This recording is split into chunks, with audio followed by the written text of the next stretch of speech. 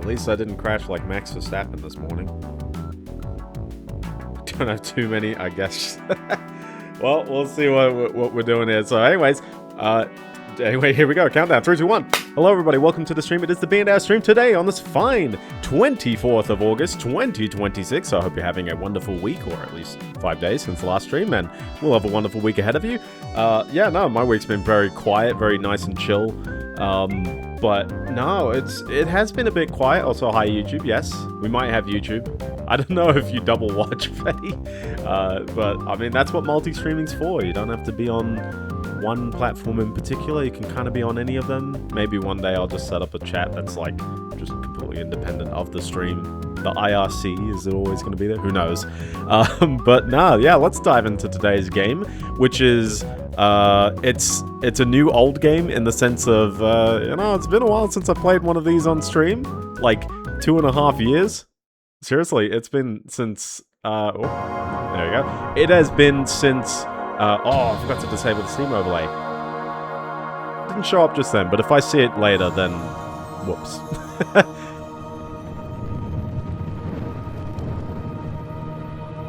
But yeah, no, it's been ages since I've played a Tomb Raider. Also, give me an audio check, because this game is probably going to be on the louder side. I will adjust some volumes in on stream time. But this is Tomb Raider: The Last Revelation. They decided to not number them 1 to 3, or they did number them 1 to 3, and number 4 is something brand new, I guess. Except it's also the last one. They sort of thought they were going to end the franchise here. So, that's why it's got the last. Oh, yeah. Everyone loves the flying camera, around the world. How amazing is, this kind of 3D environment. But, yeah, no. Tomb Raider 4 is basically a continuation of what made Tomb Raider 3 quite good, while also slightly reinventing itself in its own way. The menus are different. That's something.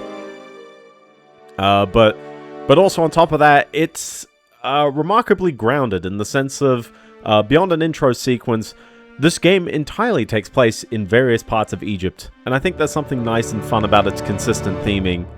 But let's dive into it with a new game. Also, I'm playing this raw dog on the PC.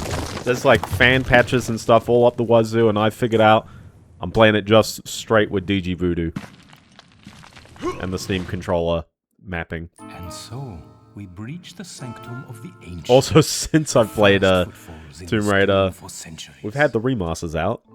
This place gives me the creeps. I'm not playing the remaster either, yeah.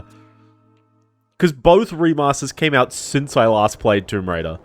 So just for note, we have memory cards in the menu. Also, the menu's different, but I'm going to save down here in slot, like, 5, just so I know that it's down there. Disregard the number. Oh, I know we don't start in Egypt. Cambodia's near Egypt, ain't it? But we have a classic Lara, an old school Lara, as in she's still in school, Lara. But yeah, no, there's a fun little prologue sequence where she's it starts off being a prequel. It actually ends being exactly. That's how you know she's young, because she's wearing shorts. No one wears twin tails when they're short. If you excuse me for one hot second, I have to tab out in order to click things in a different... Oh, careful. Well, it will play like a Tomb Raider, and we'll get into it as we go. You must stay close and follow my instruction. This one is very, very, like, you got a lot of dialogue and stuff in the tutorial here, but also just for note, I have a map purely to find the secrets in this one level. Fetty, you are going to yell on me because there is one singular reward for getting secrets in this game, and that is if you get all 8 in this one level. There's 70 in the game, but if you just get the 8 in this one level, then you'll get an exclusive optional path. And I would like to show that off. But other than that, none of the secrets matter, so don't yell at me too much. I'm gonna get lost anyways. This is a very confusing game, and I think it's probably the hardest one in the franchise. We will not deviate from its route, and you will not deviate from my instruction. This way. Other than that, he's gonna give mostly, tutorials about how to play Tomb Raider. So this will be a pretty chill intro. I like how he says don't deviate from my path because, yeah, if you just like rush ahead, then you're gonna...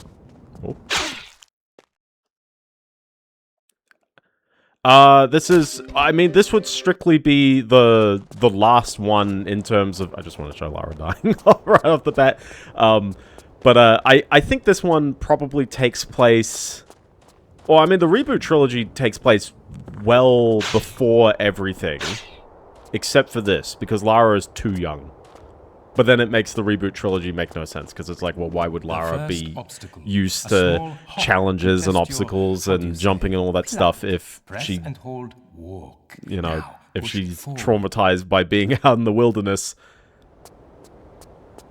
Like, that's what I mean by, like, it doesn't really make sense, the reboot trilogy, unless you count it as a real hard reboot.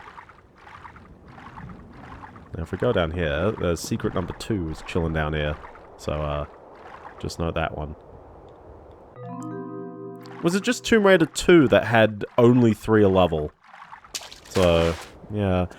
This game also, here's a fun one. What is this, Halo? Yeah, exactly. Do not fear. This is merely an appetizer for the perils ahead.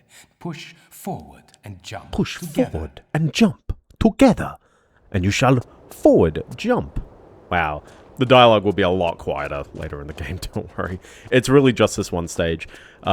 This game's kind of interesting as well because usually the previous Halo, also no weapons, you just gotta, you know, let this boar nibble at your toes for a bit while...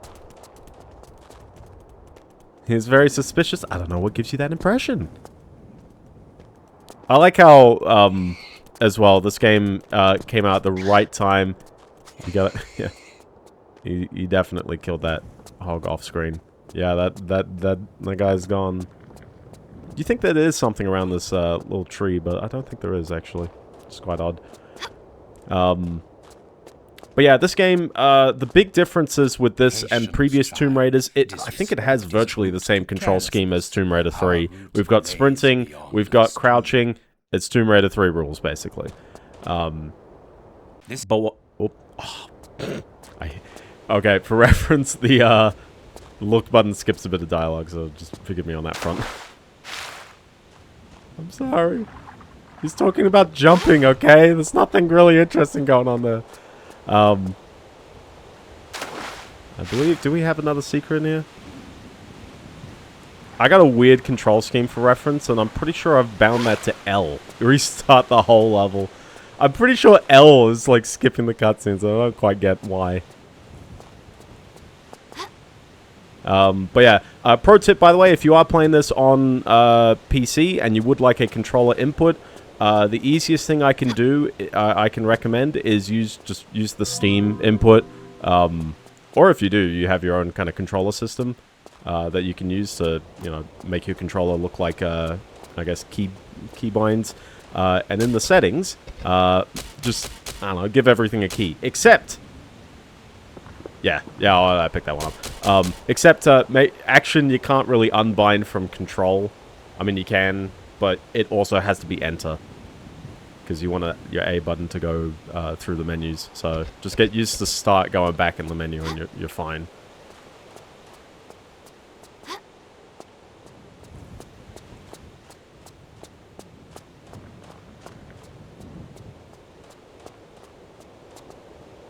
There we go. I did the jump. It's quickening now, yeah?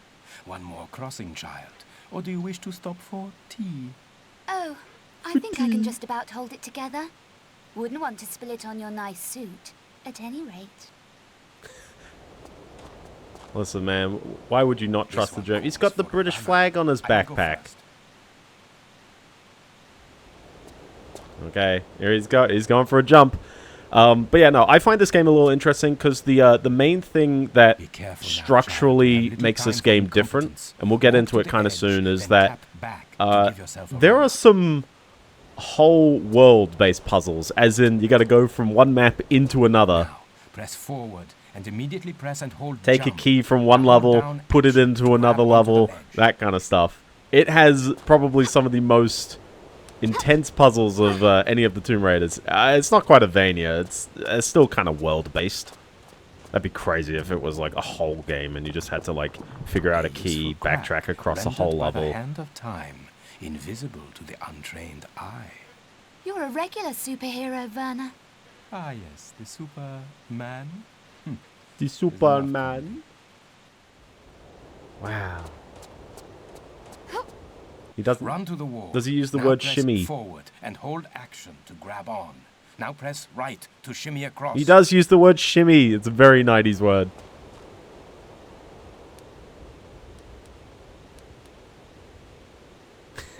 Something else. Well, you can't start with the letter U. You're not allowed to say that. Maybe you are. I don't know. Good.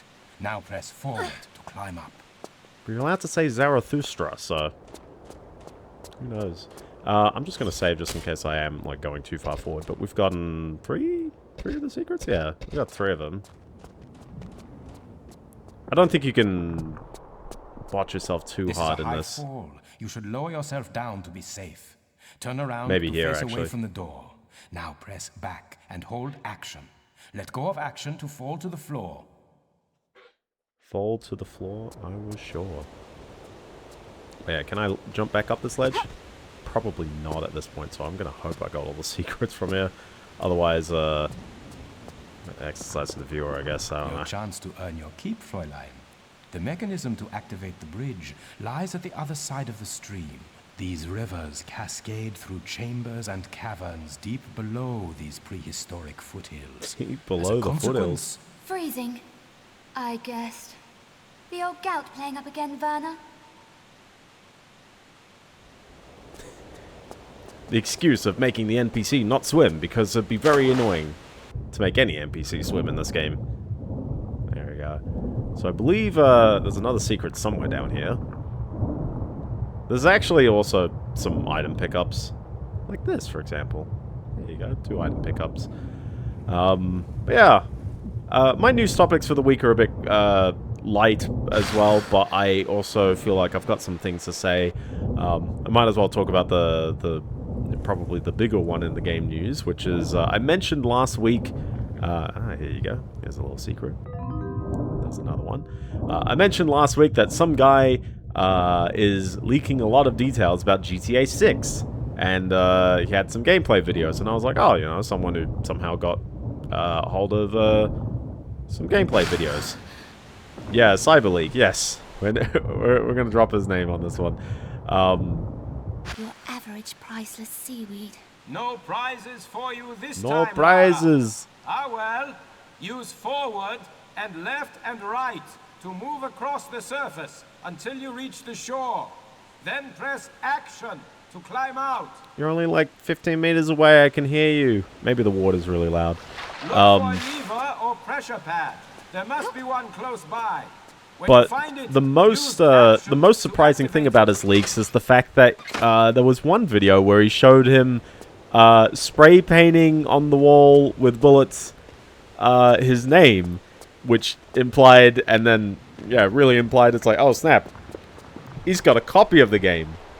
He's not just leaking videos and development data. It's like, oh no, he really has a copy of the game. Now, I don't know when his build was. I think people attributed it to maybe it's a year ago, the build. I love the bump mapping. Like, it's too proto. It's not really amazing, but it's there. Clothes, my They're dear. trying. A quick sprint up that ladder will dry you out again. Such concern. I never knew you I think cared. he's a guy, I'm not too sure about him in You are particular, but a valuable lot of people were asset singling to out a certain You are employee on romantic, LinkedIn as like probably being the originator of leaking the data. Who knows if CyberLeak is that Walk guy? up to the ladder. Now But I think press the, and you know, hold action the to potential climb is up always onto it. there. Keep this Obviously, button pressed one and use person in forward to particular climb to the top. is, you know, in the wrong, in the sense of they leaked actual internal company data. Now, if it was management or a very, well, maybe, but like if it was an internal, like, you know, data breach or something, There'll be another again, lever that up person there. has exfiltrated Pull it the data and in get some back down here capacity. quickly. After Nearly that, to the it's end. kind of no man's land. No one really knows what happens on the internet of people sharing around, like, development data for things that they never signed an agreement on, you know? I guess it's like, oh, it's copyrightable, I guess, but they're not infringing on copyright law in the sense of they're not, you know, like, how would I put it? Copyright law has a lot of different aspects, but one of the aspects is you're not trying to impersonate Rockstar. They're not trying to pretend that they actually do own the game. I mean, maybe they own a copy, but like they're like, yeah, no, we're like, he's cyberleak. He's leaking the game. It's quite obvious. They're still making the game in the back, and whatever they do to the game is probably not going to be reflected in his copy. But that being said, there were a lot of stories of Take-Two's lawyers going crazy over this. And I mean, somewhat rightly so. I think everyone would go, yeah, you know, like, it is their game. Like, and on top of that, it does diminish the worth of their game when people learn much more about it ahead of time. People are now knowing the full scale of the map. People are knowing the extent of the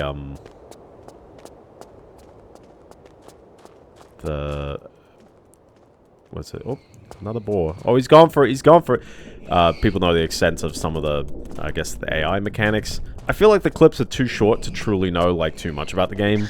But I think a lot of the impressions that people are really getting out of it is like, oh, it kind of looks like GTA 5, but, like, slightly different. But it kind of just looks like GTA 5. He's getting there. He's really getting there. He's not getting there fast enough, but he's kind of getting there. I should really not off-screen one of these boar kills. Oh yeah, most likely not. Most likely, like, no one really cares in terms of sales. I think their investors might be a bit, you know, on the fence. And obviously, if the game is not as well received, that is going to hurt the long-time sales of the game. Like, they do want this thing to really be really, really good. And if the investors ahead of time can anticipate that it's not going to sell as much, that is going to be an issue. Because Rockstar is very heavily relying on the investor money. And then the investors get a return, I guess, but like... Listen, he's taking a sweet time killing this boar. I think there's a thingy somewhere out here. I don't know where it is off the top of my head.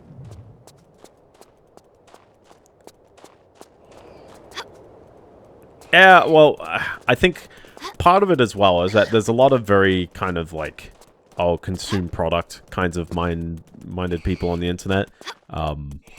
I'm not too sure if it's a majority or anything, but you can totally hear people say that. They're like, oh, you know, like, don't let the leaks ruin your, you know, your hype. And it's like, bro, who cares about the hype?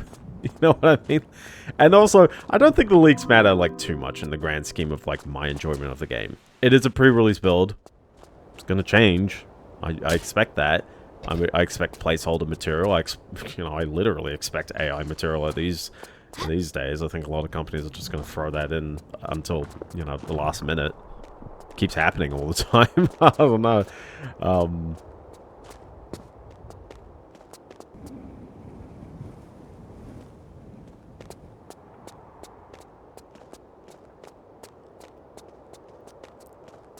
But also I love these little statue guys. Look at them. Yay. Also the gong, very, very nice.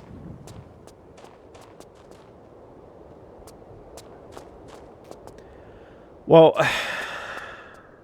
I mean, the problem is that it's very easy to spin it in whatever direction you want. You can look at the clips and go, oh wow, it's amazing. Look at how the AI is, like, actually avoiding the driver.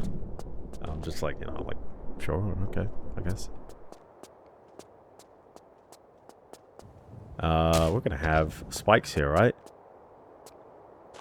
Oh no, he's activated all the spikes, except for that one. Oh, what am I getting hit by there?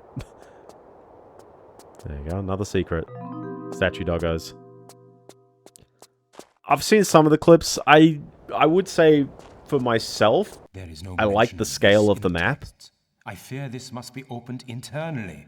We must enter through the grate and be wary of snares. I presume by we, you refer to me.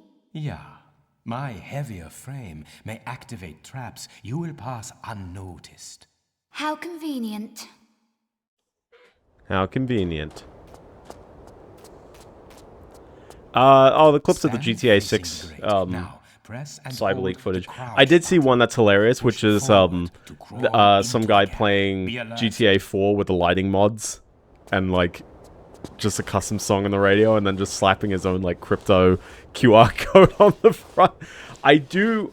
Okay, so, what are the... I'm not a big fan of the ethics of him making money off of this in the sense of, like, whatever, but also it's like, well, you know, he's leaking stuff. He's clearly damaging the brand in the process, like, you know, whatever. I don't think it particularly matters, but I hope people don't exactly, like, monetize or reward him for leaking all the stuff. I'm not the biggest fan of that. But then on the flip side, it's like, I don't really have any sympathy for Rockstar themselves. Like, obviously, if they have, you know, if they're leaking, sorry, if stuff is leaking, one, something wasn't good enough that, you know, that kind of information got out. Two, disgruntled employee, maybe. Three, there's a lot of people who work at these companies that just, like, start and stop sometime in the middle of the project. I keep knowing, I had a mate who worked at Team Bondi on LA Noire, and he wasn't there at the very beginning and he wasn't there at the very end, and he also wasn't in the credits, so that's good fun. But like, yeah, and that was like a 6-year project at the time. He worked on it between 2007 and 2010. Yeah, I mean, I wouldn't idolize criminals, but also origin story. Ooh. Laura's got this fun backpack for the rest of the game. I feel like I've accidentally stood in the path of this as it's rolled out. So, by the way, we are at 7 secrets, and I believe the last one is on the way. So we're doing good. The German's coming through. But yeah, it's a backpack. Let us hope it does not hold the same luck for you as its previous owner. I make my own luck, Werner. What now? What now? Okay. Now it begins. It begins. The eyes of the ancients are upon us, and their vengeance is wrathful. We must move quickly. When running, press and hold sprint to gain extra speed. Sprint to sprint. Whoa. Incredible. If only there was a room that really demanded that I sprint. Dive through the gap. Dive through the gap. Press jump to perform a diving roll. I shall just brush that off. Side note, by the way, I looked at the retro achievement set for the PS1 version of this game. It is absolutely brutal if you wanted to 100% it. I think it is for the people who really know this game. Like, there's one for beating the entire game without quick loading or using a medkit in the entire game. And I'm like, whew, whew. That's an incredible call. So with 8 secrets, if you found the Garden of the 5 Towers. Well done, my child. To the right, the path of the heretical. To the left is the route of the virtuous. I'm up for a little heresy. So, yeah, with 8 secrets, he decides to go left here, and this gives us a different path to, I guess, the next level. Whereas he'd take an easier path otherwise. It's not really too much, it just changes the next level a bit. Also, it means you have to do this puzzle without a pool of water to catch you if you botch it. How do you hold up, girl? Oh, I think I could get used to this. It is a very similar room on the other side, but yeah, there's meant to be a pool of water here in case you botch up this jump. In fact, it's identical in the room. Forward. You have to. Press and hold action. When you're hanging Yeah, from the ledge, but there's hold nothing. down, crawl, There's nothing in the other route. squeeze into the gap. There's no secrets, by the way, in the next level as well. So I mean, like, there's nothing particularly missable other than it's just an easier path through the level. Or rather, this is more a reward for the person who manages to find all the little doodads around.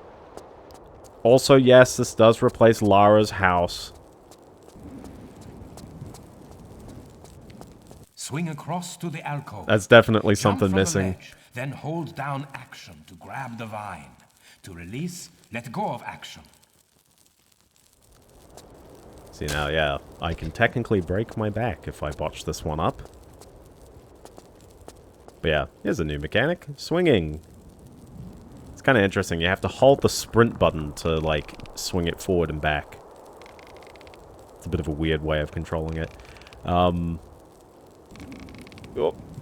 I'm not confident in this one. Nope. And I broke my back. Oops. Whoopsies. Whoop. Alright, come on. Did they make this just like ever so slightly further out? Who knows? But yeah. Now, I do think that whoever this guy is who is... Oh my goodness, jeez. That's how you know I got the distance. Whoever this guy is who's actually leaking the stuff, you know, like... It's big media attention, and it's crazy how many people they're trying to implicate over this. All the clips keep getting DMCA'd if they were posted on Twitter. You know, all the I assume YouTube is the same boat. You'd have to be looking in the right places to get the leaks, I guess. But they're out there, and I don't feel like there's you know, infringing copyright by describing the game itself. Or describing the nature of the clips. Although you have not yet learned the root of all adventuring, the craving to win. The craving. At whatever cost. I throw down the gauntlet to you, my child. Whoever is first to the iris claims the prize. Watch your back, old man. I warn you, I'll pull no punches. I expected no less. On the count of 3. 1, 2... He doesn't even say 3, he just goes. And you got a little time. So we'll save there, just give it a go. But yeah, here's a little timed challenge. You have to make sure you don't die. There's more pits. The other path is different. And the pits are less perilous, but it is a different area, I guess. And he really does go, doesn't he?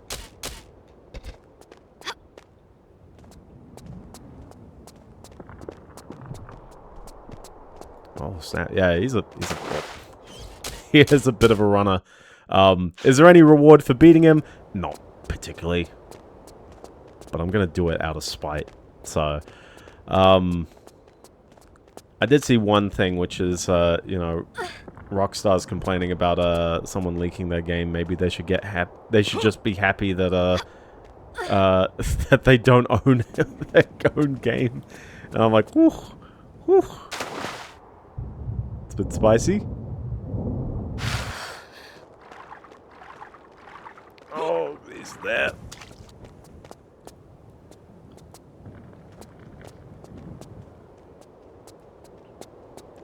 We're going left or right? I can't see anything. Oh boy. We're going right. Oh, you jerk! And I'm also at the bottom of a pit. What? He's actually... Is there a ledge there I can grab? Oh, really? Really? Wow. Yeah, oh, I went the... no, so what would have happened was, I was running forward,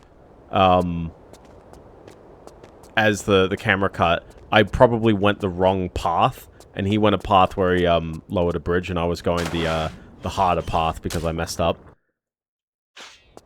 And he's very annoyingly in the way all the time, I swear.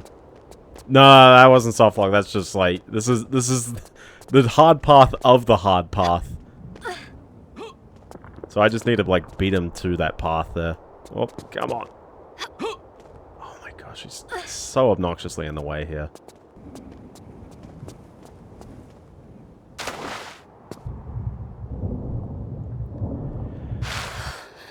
But definitely these leaks are, you know, I guess prime news in the sense of what does it actually mean to leak a game? Yeah, he goes down this path. And yeah, the problem is I need to be beating him to that part of the bridge such that he doesn't lower it. There we go. Oh, And then he's probably going to close that door on me, and I'm just going to be kind of annoyed. Or not. But he's still running forward.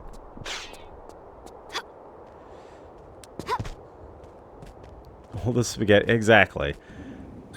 Now, I'm curious as well how much more information this guy has in terms of, like, you know, does he have source code? Does he have assets? Or does he just have a build, basically?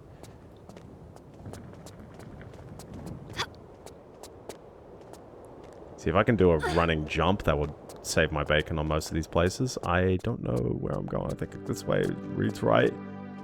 That's the problem with going first, though, is that... Which way is the right way?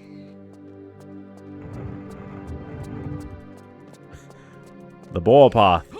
Oh, it's in the mouth? Really?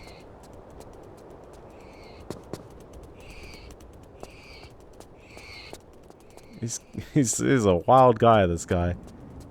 I tell ya. I don't know. Far path or close one? Well, he made it first.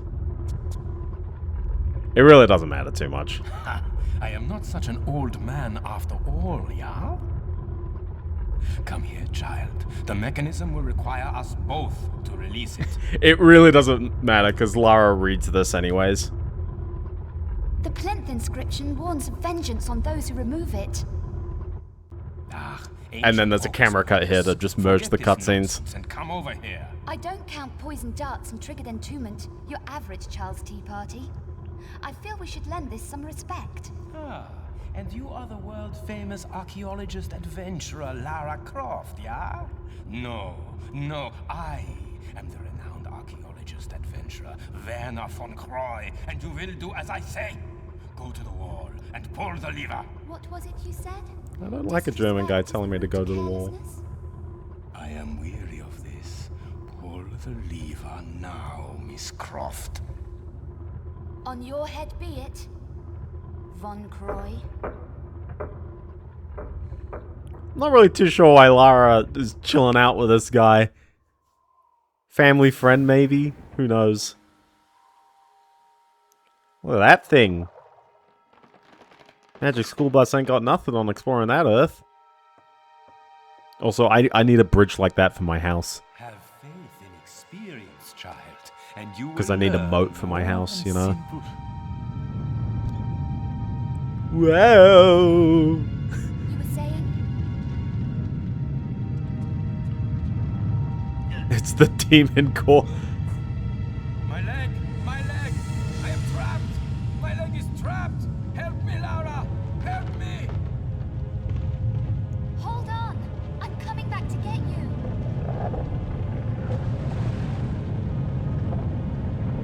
Oh. He's a goner. Werner!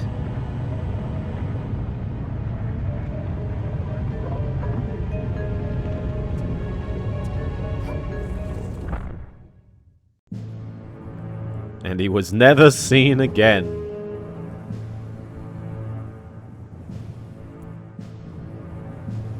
Oh well. But yeah, that serves as the tutorial. A half-hour long tutorial, but still a tutorial nonetheless. Teaches you about basically every single game mechanic other than actually shooting at things. But that's okay. Don't need to know that. And now we take place in the real heart of the game.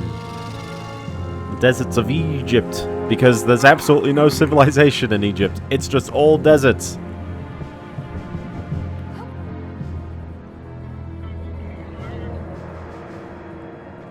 Is it really this, like, absolutely unbearable, the heat in Egypt? Or the sandstorms? Maybe you shouldn't be going in summer. Actually, maybe it's close to the equator and it doesn't really matter. Exactly. Watch out, it's the scorpion trap. Oh! Ah!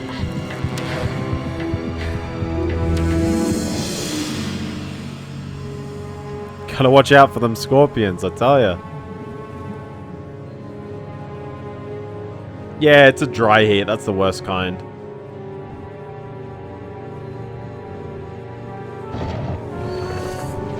So despite me thinking that this game takes place very late in the Tomb Raider chronology, you know, if you want to, like, order the Tomb Raider games, Lara is falling for a lot of easy traps here.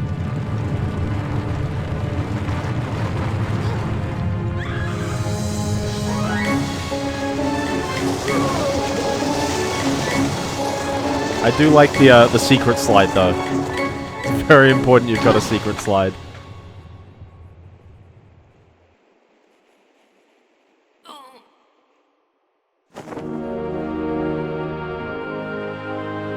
There is no need for sun protection when you're indoors, I guess.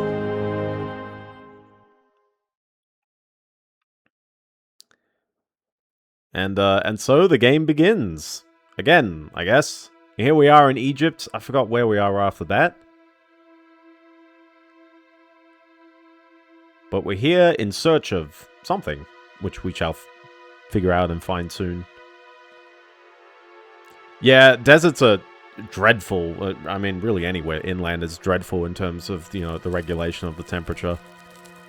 I'm surprised that there's lots of animals out in the middle of, you know, the middle of, nowhere, you know? Egypt, present day. Well, let's save Tomb of the Seth. You're,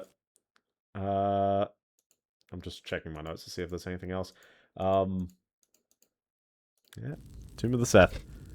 There we go.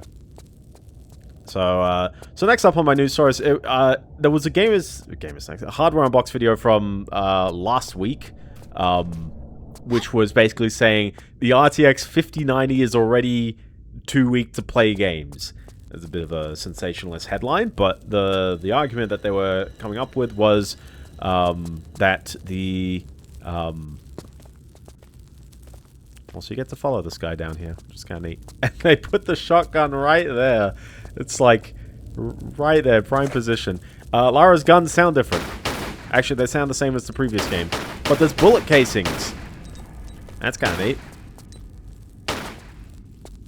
Also, I guess visually Lara is a tad different than previous games. Well, let's see if we can get her facing forward. There you go. Her pants are really riding up. How good is the shotty's pretty good. It's really good.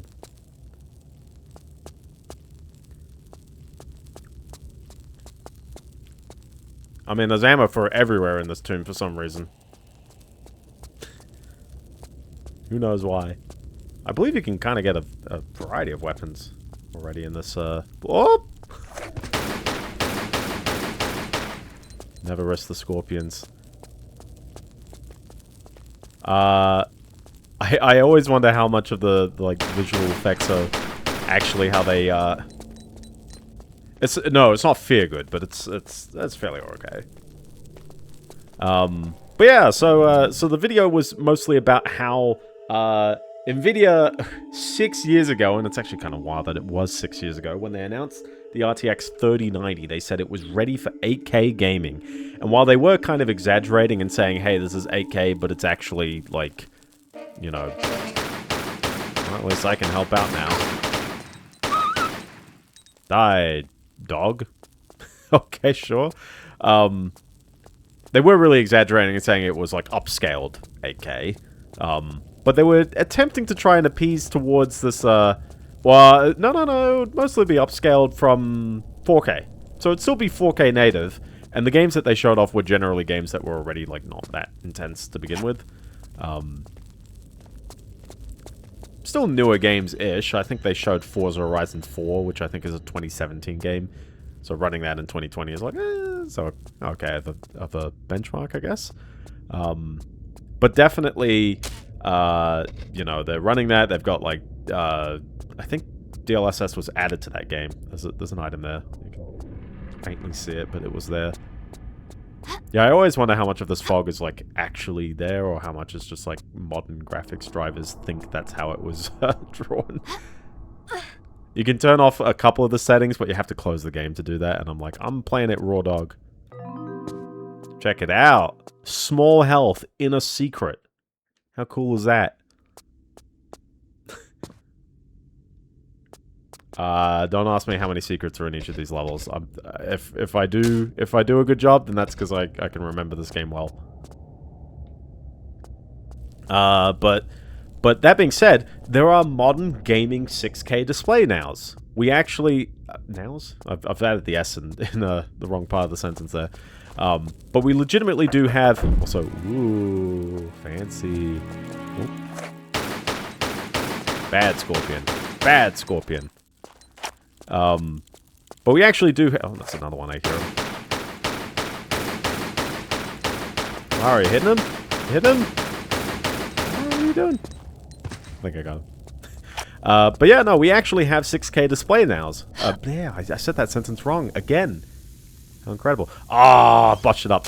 There's a secret if I didn't pull that switch. Specifically not that switch. I know that one. That one's one I definitely need to jump on. Alright, let's try it again.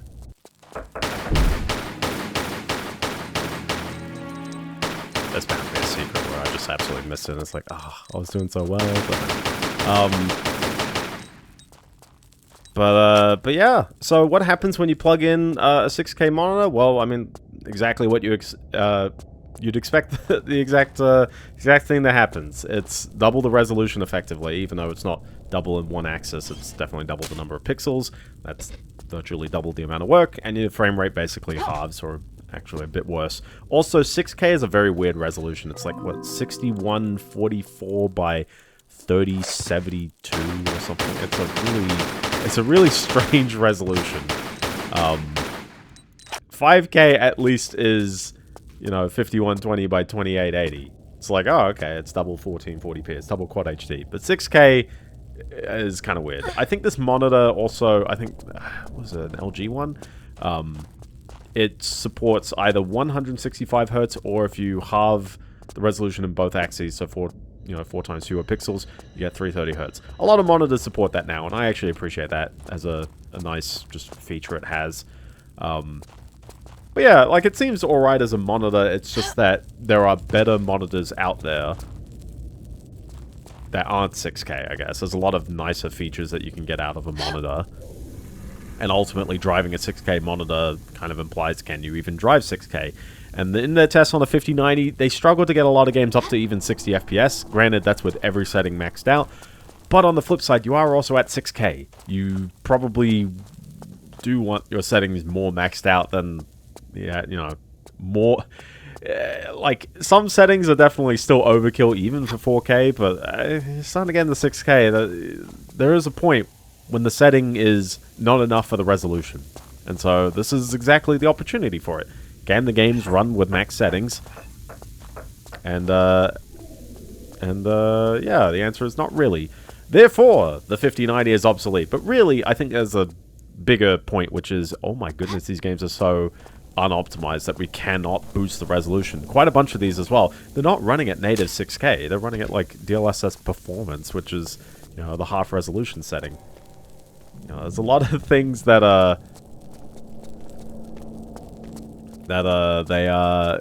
you know, they said in the video, and I think there's things that we could continue to test around with and see if, you know, like, can we tweak the settings and get the frame rate that we need. But also it's like, yeah, you know, if you are lowering the graphics settings so much in order to get to that target output, you know, is your graphics card good enough? I think the game is not good enough in that case. How do I... How far away did I save? Oh, no, not too far. But still! Ah! How do I do that jump? Because I keep, like, doing the swing and then sort of, like, dropping off the end instead of, like, actually jumping off. I'm not too sure if I need to do a jump off.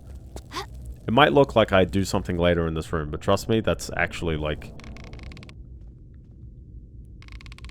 the end of the room. Let's give it another go, shall we? Hold on.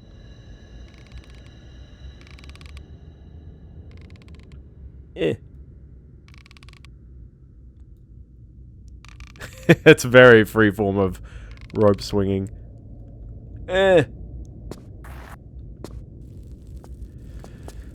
Oh yeah, like the 5090 is like the fact that it's 30% better usually in games than a 4090, and that's usually 30% better than, you know, the kind of big block of the 5080, the 4080 Super, the 4080, kind of closely afterwards, both the 7900 XTX and the 9070 XT, like all the other flagships are kind of at that point, but it's like, yeah, that's like nearly only half the performance of the 5090.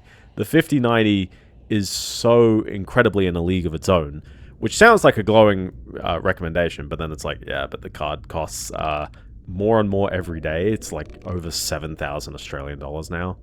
Whoop. There we go. Hit the jump button. That's your secret right there.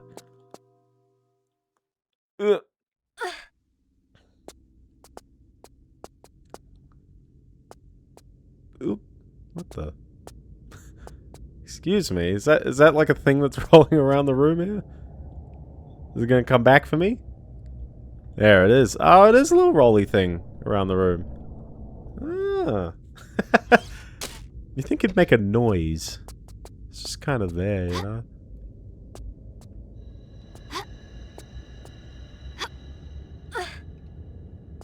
Oh, he's ponked me on the head.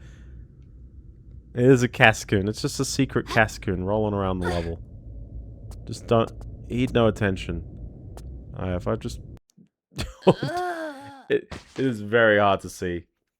And it just comes down at you. Like, the fact that I gotta go, like, uphill into it, you know? Actually, I'm curious if I can... Hold on. Let's wait for it to come back around here. No, I definitely can't swell up there. Alright, hug up against the wall. He can't get me here. Or even crouch. Should feel him come past pretty soon, right? I think he's definitely gone past somewhere. But this implies I have to go over. I see this whole, like, kind of section off to the side there. That's kind of interesting.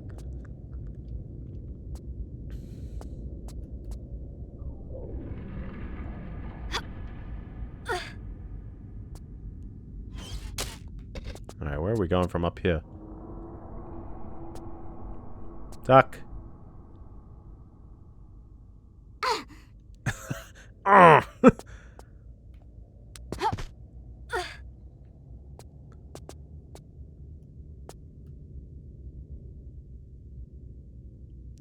It's really hard to tell if it goes over. But yeah, I might as well check to see if I have an AI topic. Not an AI topic right off the bat, but it's a sensitive one. Microsoft has apparently casually deleted about 170,000 non-profits data after they were previously on a free license to... oh no, it goes too high. They're on a free license to use OneDrive for an amount. I think it's like more than the personal amount, but you know, it's something for non-profits. Like, okay, you know, nice guy, Microsoft. They had announced sometime about this time last year that they were deprecating these, and that you know, users would need to, switch to another service. This isn't a cloud reliability issue. This is more a external dependency issue. Microsoft changing the script. Oh, hi there. It's a demon dog. More oh my gosh, there's a bunch of demon dogs.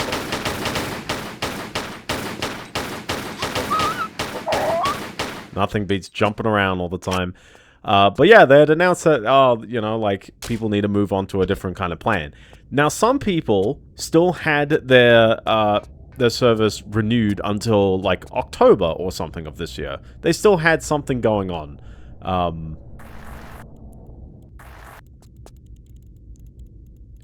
I'm glad I didn't fall in the scorpion pit there. Can I see him or nah? They're just down there. Okay.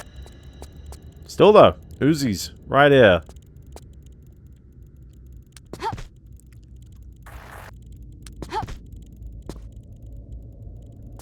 This reminds me of another area. Isn't that funny? But yeah. Also, I gotta Oh, I think I gotta sneeze. Yeah.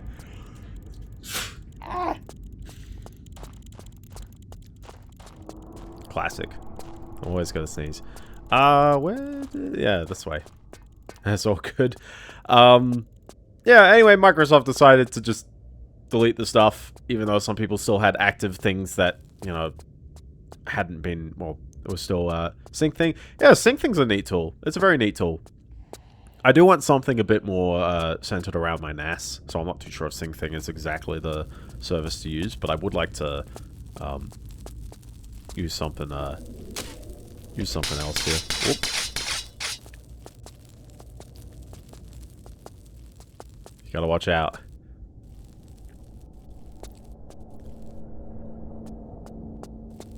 Thank you for disarming the trap, Benny. Sure. But yeah, now these non-profits are not exactly happy about what happened here. Microsoft hasn't exactly done anything, although the support just says, oh yeah, you know, it's all deleted. Yeah, we gotta combine pieces in our inventory. You gotta get used to combining. Let me click more tabs, see if I got more article information. But yeah, I don't really have much to say. It's just like, oh my gosh, Microsoft, like, what's going on there? I think people shouldn't really rely on, like, cloud services too much. You always really need, like, some kind of offsite backup. But then on the flip side, it's like, well, they were offering it as a free service, and now they're kind of pulling the plug on people, which is very annoying. Very, very annoying. And on top of that, like, you're telling me you can't just have this, you know, the data on a read-only state at the very least? Yeah, Sync Thing requires that. I mean, it makes sense that you need at least, like, 2 computers on in order to do the synchronization, but yeah, it's that is always a necessity. Yeah, alternatively, you have, like, an always-on kind of network that you can share things with, but not everyone has that set up, and also not everyone has an actual separate machine that they can do that with, of course. So but yeah, no, I wanted to use it because I use RetroArch to do cloud saves for all that stuff, but I don't have anything for the PS2 or the GameCube, and I would really like some at least something to synchronize between my 2 devices on that front. That'd be good.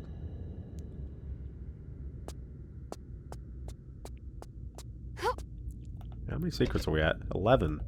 So we found 3 in this level already. There was a similar situation with a PB. Oh yeah, yeah. Oh, I had that article come up.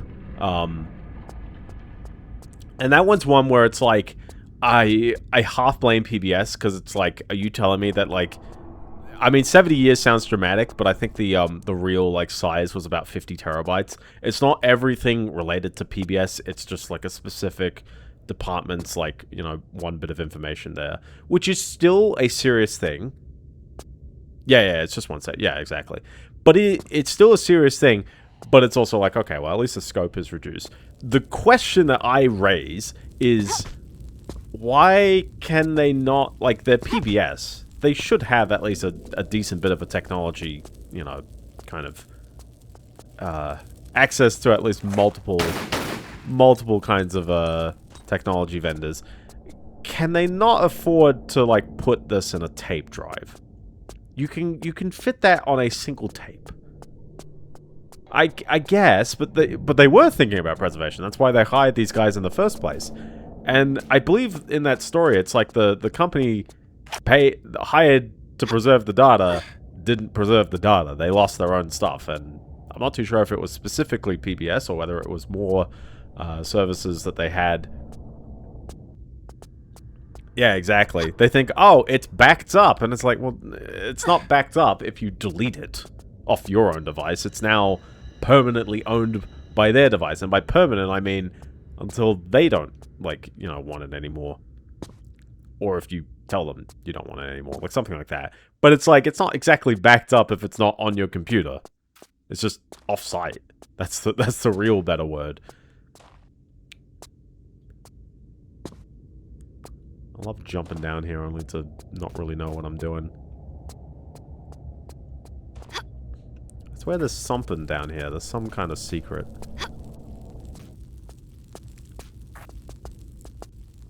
Maybe tucked away in here. Nope.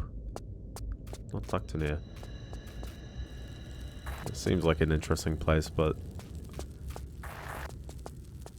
I know there's something here that's actually the outside of the level. Not the outside, but like it's the way to actually continue the level. Yeah, it's probably down here then. Well, I don't know my secrets, so... Oh, maybe it's up here. This seems promising. But it's closed off.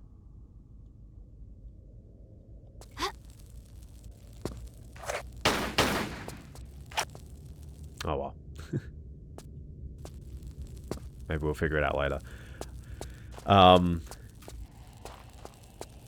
Yeah, I can't blame them entirely in that sense, but certainly I feel like, you know, is a word to the wise. If you want something properly backed up, it always has to maintain the 3-2-1 rule. The 3-2-1 rule says that there has to be at least 3 copies of your data across at least 2 machines, and one of those machines has to be offsite. That's the 3-2-1 rule. So what that means is that you can copy a file. So let's say you have a video. We'll just say one file. That, you know, simplifies the explanation. You have a video, you want it properly backed up. 3-2-1 rule. You have the video, you copy it into 2 locations on your computer. That way, if you accidentally delete the file, that's okay, I've got another one somewhere else. You will also need that video on another machine. Now, technically, you know, some people say, hey, another drive is... Ouch. Some people say another drive is okay, and that's pretty fair. Oh wow, I didn't save all the way back at it. I didn't pick up that much. I sort of navigated downstairs and then I went, oh, there's nothing downstairs.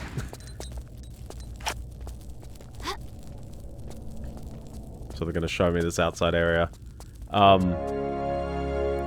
offline, off-site. So, yeah, you can put it on another machine, but that machine has to be off-site. And off-site really does mean, like, properly, you know, like, I've got things backed up on another computer in my house. But off-site is particular because it goes, hey, if my house catches fire, well, at least that copy of the data is indeed off-site. You really struggle to physically destroy my data in one fell swoop. It's not perfect, of course, because obviously there are some things like, let's say, for example, there's data relating to citizens of a country, and therefore there's a lot of regulation around keeping that data inside the country. Your backups have to be, you know, like, if you're hosting on Amazon or something, and you've got your your AP Southeast Asia 2B, or Southeast Asia 2, sorry. That's Sydney, and that's the only Australia region that they have. But they have 3 availability zones, A, B, and C. In theory, you could probably knock out a lot of Australian infrastructure if you somehow took down those 3 availability zones from Amazon. Those 3 warehouses around Sydney.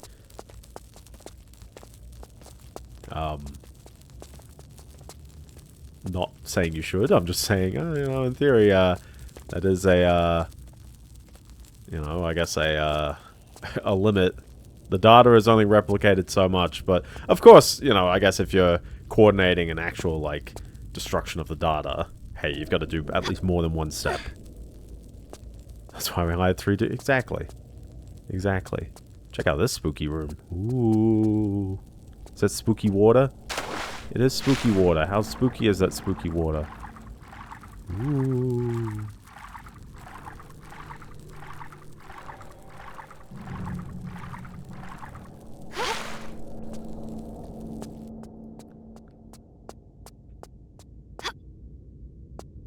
So my goal, by the way, for this stream is we need to at least get to the end of... Also, this is such a confusing area, because it's just like you keep circling around and it keeps moving things about.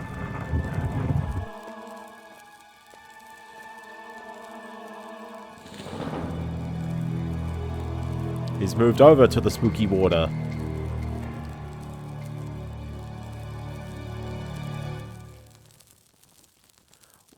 Well, exactly. And you know, I guess people mentioned, was it Myriant? Is it Myriant or Miriant? I never really knew. People mentioned that one shutting down. And it's just like, yeah, you know, like at the end of the day, like, that's why everyone copied the data. This is a bit of a weird one, because sometimes it fails my jump.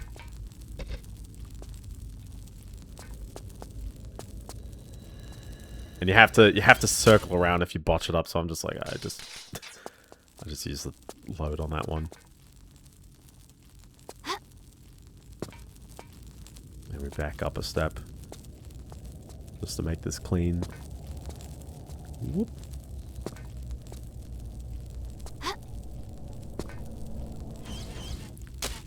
Really thinks I'm standing on the platform, does it? It's kind of weird.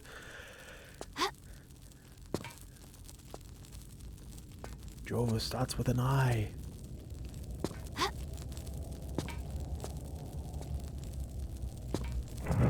There we go. And check it out, it's the Sands of Time. Oh, you know. From the Prinky Persia. Except we're not in Persia. Rip the remake? Oh, exactly. Exactly. We will never have a we'll never have that come back, so I got 2 AI stories I wanted to mention, so let me find my tab as well on this one. Well, not AI stories, but tweets on my the Fedi posts. And I thought they were interesting discussions, or at least points to bring up. One of these is from a guy. He posts great waifus half the time, and I think I agree with him like 98% of the stuff he says. He's a bit cynical about the technology industry, but he is fairly right on stuff. And he's got this claim here: AI models need retraining regularly to avoid drift. So how are they gonna do that now that the internet is saturated with slop? This whole thing looks like a Hail Mary. They thought the dataset was big enough to produce AGI, but they were wrong, and now the dataset is permanently poisoned. The amount of money that they've poured into this is only explained by an attempt to achieve the everything AI, which is functionally synonymous with AGI, regardless of what architecture anyone wants to use going forward. The dataset can now no longer get bigger. It's frozen in 2023. And I'm like, I think he's kind of right. Like, that is the only reason why, you know, we have all this big money and stuff funding into, you know, into all this AI stuff, is because it's like, oh, it's going to deliver this utopia of, hey, you know, we don't need to pay employees anymore. We can just run an entire business off of, like, computers in a dream. And it's weird as well, because it's like, even under best case scenarios, AGI is cynically, it's artificial general intelligence, which we had to coin that term because they poisoned the term AI so much. Because that's, you know, like 5 years ago when someone said, oh, you know, I am an AI assistant. It's like people thought the general assistant. People thought, like, you know, actual intelligence. And these things aren't intelligence. That's the very, very frustrating part about the language, is that it's not, well, it's not necessarily scary, but it's the idea of, can you train a model once and then apply it to everything? And to some extent, you know, maybe there's the idea, and how would I put it?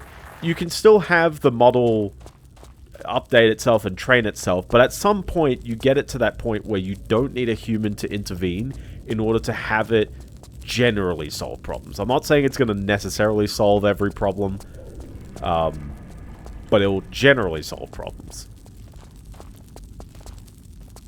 Just following this guy around, I guess.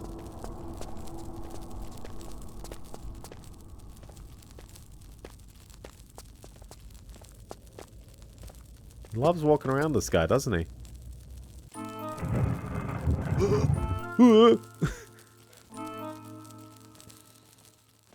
Oh, he's getting out of here. I mean, most likely, like, what the attempt is that obviously you've got Claude, you've got GPT, you've got, was it Kimi? You've got Gemini. Is Microsoft doing their own? I don't think they are. but like everyone is trying this sort of catch-all model that tackles everything. And a lot of the problems of these models are always that they're, you know, they're not wide enough to actually capture the birth of literally every problem ever. And I think it's a struggle.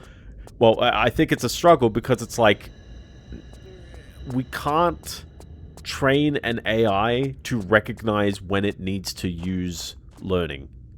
Like, they're still not that great at understanding when they're wrong, and it's very frustrating to express that. Check out this statue here. Chuck him an hourglass, see how he feels. Oh my gosh, sand. Yeah, it's too, yeah, well, yeah, now we're at this weird problem, you know, I think, ChatGPT has announced that they have officially removed all Reddit from its data sources, from its training data. So it might reference Reddit if it finds it in a search, but it's not part of its training material anymore. So the next model of GPT is not going to inherently, you know, tell you answers from Reddit. Even if they time box that, you know, to say, hey, comments before 2023, I think it's a win because, you know, it's not as dumb as Reddit.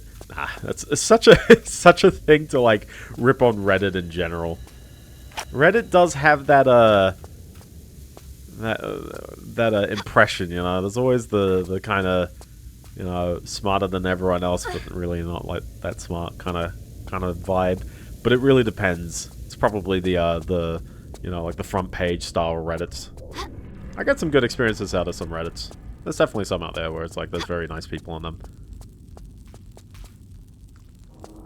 I don't particularly chat on Reddit anymore. I haven't logged into my Reddit account in, like, eons. So, I don't particularly know. I keep turning around the wrong way. But with the sands drained, you can now... hold on, there definitely has to be a secret around here now that all of this sand is drained, right? Maybe. But yeah, still, the point that was being said was that these... You know, in order to train an AI to actually be that general AI that can tackle any problem, you know, you kind of need, well, you need a model that's super duper wide enough, and you need to somehow explain everything with linear algebra, which they just don't get. These things, even a lot of the models that now can, you know, interpret wider context lengths, they don't have the training data to exactly make the wider context lengths meaningful. Which is a big problem, because they just get stupid after a while. They don't even tell you why, they just actually get stupid.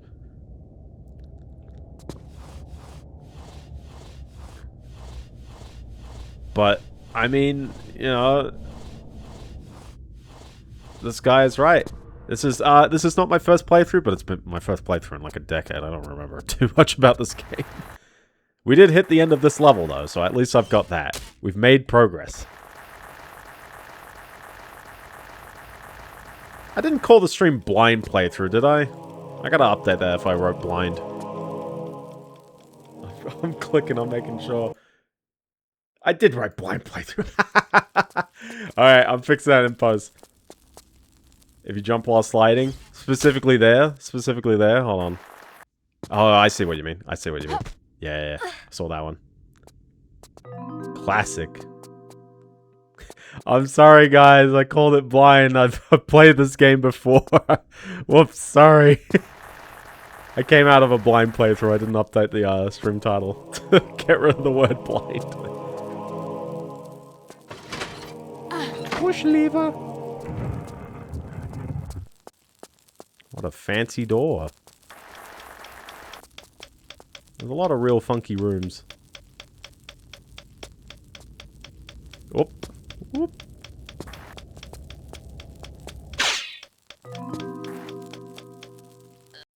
I didn't get there in time. It was blind at some point. I botched that one up so hard there. But yeah, no, this guy's very right, I think, about the whole, you know, the goal was to achieve, you know, I think... I don't know if Sam Altman still says it about how, like, the goal should be like, oh, you know, we're curing cancer or something. And to some extent, you know, like, I think there is something to the altruism angle of everything with all the big AI companies is that certainly they hope that they're right.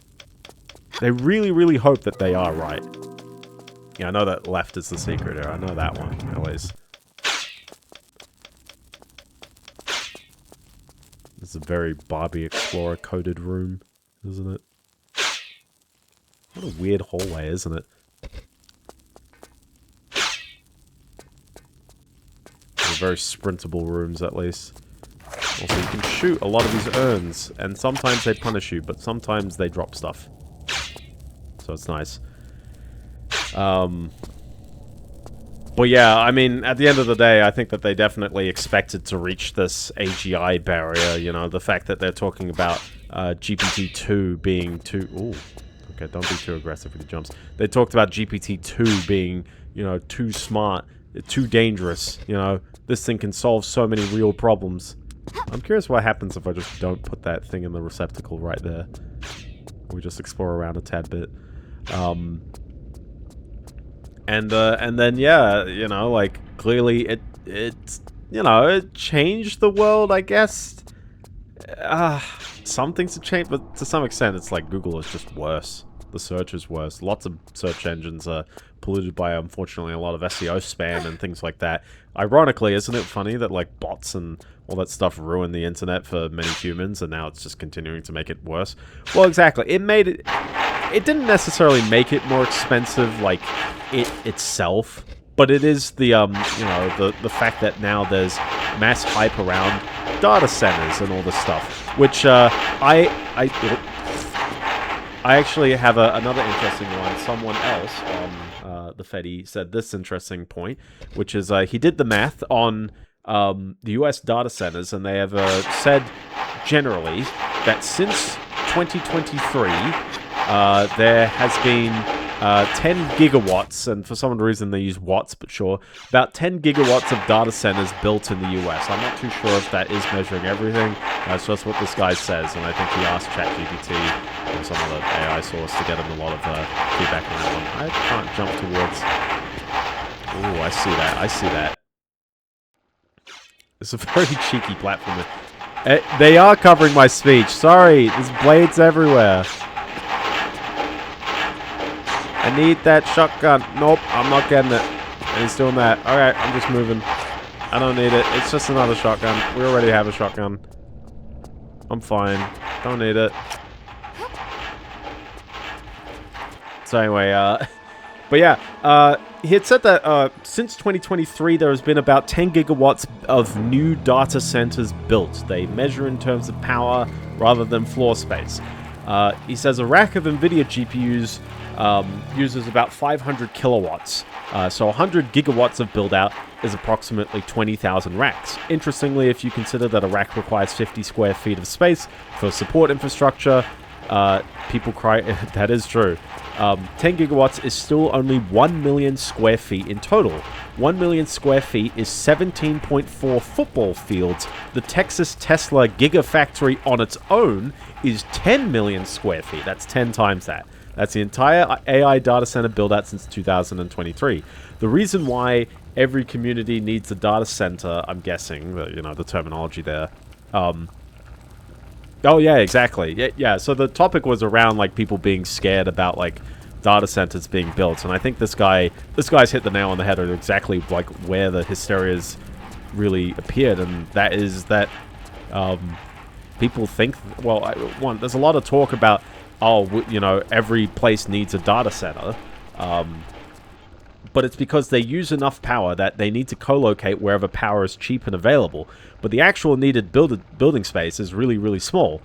They just make a big building because they can. Because I guess you buy a bit of land in case you need to expand or something, then hey, at least you've got the option there. But, you know, most of these data centers are very, very empty. And I think it's more just they've got the space, and when they buy more hardware, they just buy more hardware in the same space. He says as well, nobody's really talking about floor space, so I'm going to guess there's a lot of, for future use, it's kind of what I said, empty buildings. If there's 200 post-2023 completed projects, that's about 100 racks per project. Each rack is approximately 2 feet wide, so maybe 5 aisles, 40 feet long, basically the size of a hunting section in a Walmart, plus, of course, power and cooling, but not a massive amount. And then he has a picture, and it's like, in this picture, you can see there's 96 racks. All of post-2023 completed data center stuff is just 200 times this image. It's still a fair bit of data centers, but it's like when you consider the entirety of the US in, you know, and since 2023, since, you know, there's been a real big push for building more, or at least talking about building more and all that stuff. That's kind of it. I don't think, and this is going to sound controversial of me, I don't think that the data centers themselves are particularly a problem. I think that they are a symptom of the problem, which is, oh my gosh, why are we doing all this AI investment out of nowhere?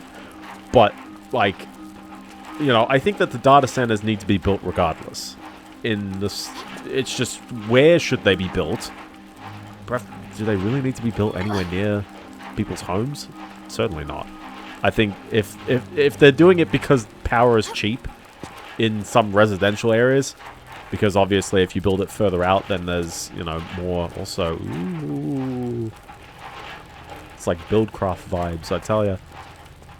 But yeah, if they're just choosing various residential areas because the rates are so cheap, which naturally, by the way, increases the rate for everyone because the power companies know that they can charge more because of that. Literally, here's a data center, it's using like 10 times more power than all the residents in the area. Might as well raise the prices. Gotta watch out for them mummies. Yeah, exactly. This one's a bit weird. Like, from a telegraph standpoint of, like, you just have to know that, like, it moves from one button to the next button. Also, it's not lava. That's blood. Which means you can technically swim in it. But yeah, it's like, the problem with the data center stuff is that the arguments are super disingenuous. It's to everyone, even the investors. It is thick. You would definitely float in blood. It's quite watery, but it is salty. You know, like you'd probably. I've never swam in blood, by the way. I just want to add that one. I got a little worried. I went to the physio today, and I'd shaved like just before, and you do the thing where you like face down on the bed with the hole for your face. And, you know, you put a little piece of paper just to be like, oh, you know, just so you're not pressing your face up against the bed. And I took my face off, and there was, like, a very, like, small bit of blood where I was like, oh, I think I pressed too hard on, like, where I just shaved my face. Like, super small, but he was like, oh, snap, like, what's going on there? I'm like, yeah. Also, you might feel like you could shoot these zombies. You won't get too far. You can't kill them. They can only blow up, and unfortunately we can't deal with that right now, so just gotta ignore them. Also, they make these kind of noises.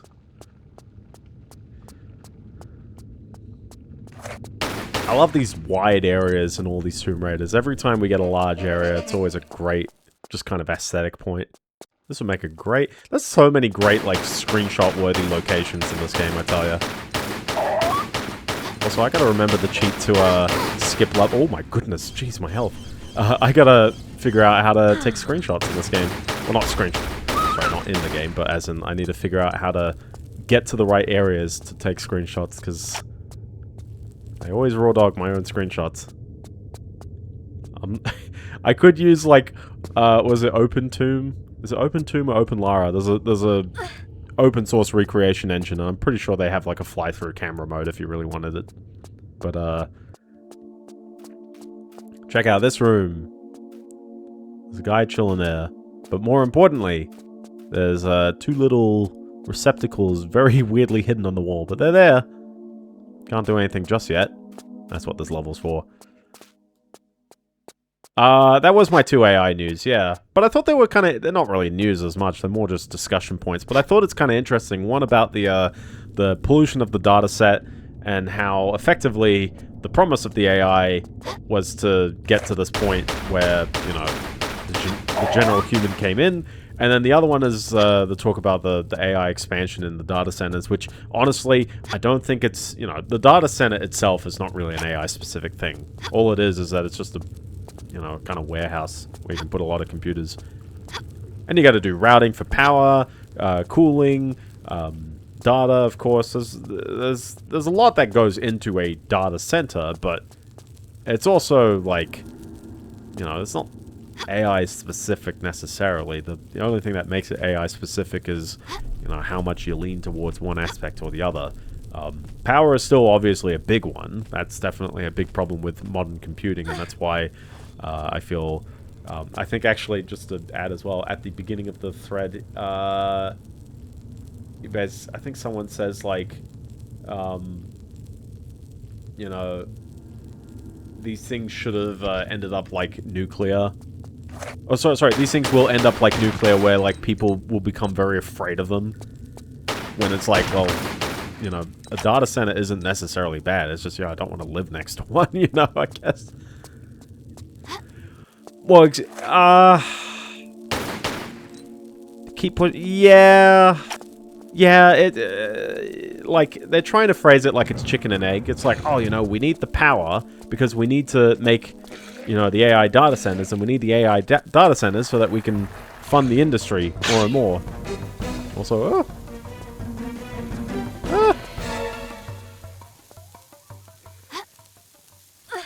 everyone likes a rising room.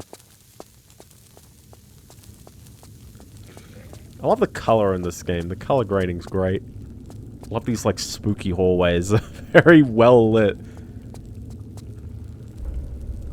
You don't need all that power. I mean, to some extent, I think that there is a, you know, there needs to be a push for efficiency. I don't know why, you know, like, you know, I always note this one clip of Trump talking about, it's like, have you heard of this chip? The Blackwell. It's the greatest chip ever. And it's like, you know, at the end of the day, I mean, the 5090 is an impressive GPU, but it's 30% better in games because it consumes 30% more power. It's just a chip that's able to take more, and it's also bigger because of that. It's not particularly any more efficient than Ada, which is a problem, I guess, if you're into Ada GPU. Also, isn't that a convenient exit point right there? There's a lot of real smart level design in this game. They've really figured it out. It flows very nicely, hopefully. Or I'm going to get very lost. One of the two. You say that, but a lot of modern computing is very, very efficient in terms of, you know, like, our power budgets have only particularly, you know, grown... They've somewhat grown a little bit. You know, things like the 1080 Ti consumes just as much power than a 4070 Ti, let alone the Super, let alone the 4080, let alone 4080 Super, and let alone the 4090. But we have had 600 watt power or GPUs like in the past. Like, they've not been particularly popular. They were very niche. They were very Halo products. Now we talk about the 4090 like it's a regular thing, but it's like, or the 5090 like it's a regular thing, and it's like, yeah, it's still $7,000. I don't know who's able to afford that one, but certainly in terms of like the fact that, you know, like handheld gaming is definitely like way better, and the fact that, you know, if you told someone from 1999 that you could run this game on like a microwave, they'd be like, what? It's like, yeah. So we need to find thingy, because it goes in that receptacle down there.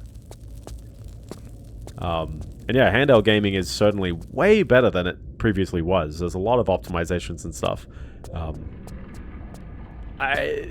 If someone then goes, but like, how come my machine consumes tons of power? It's like, yeah, like, you know, the problem swings both ways. It's like, people are more aware of running things at better efficiency, but also people really love striving for the best. And there is a place for both, and people like the, you know, the sweet spots in between. You know, like, say, for example, my GPU, if you set the power cap to 75%, which I think limits it to, like, 240 watts total, the fans won't go crazy. It's a very, very, very chill time. But that last 80 watts sometimes can really mean something. Some chips, that linearly means more performance. Some chips, it doesn't. And some ships it's actually a tad more. I don't quite get it. It's a bit weird. It's a bit all over the place. Here we go. Check out this. Look at that. We opened the door by stretching the gate downward as opposed to moving it. How amazing is that? Aren't these Egyptians just amazing? They have stretchy doors.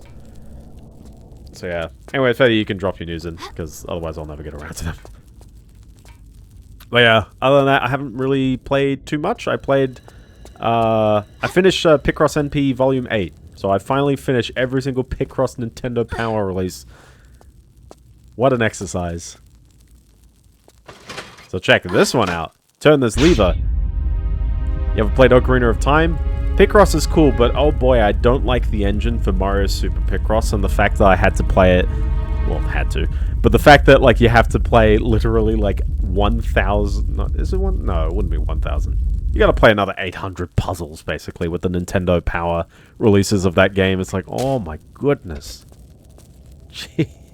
It's so tiring. I don't mind the Picross S engine. That one's pretty good. I know that's obviously the newer one, but plays way nicer. But yeah, Mario Super Picross, it's, yeah, no, it's okay. I should really play Picross 2 again. Check out that drop. That's a drop and a half. But yeah, isn't it like the Forest Temple in Ocarina of Time here? You know, with the room that twists around.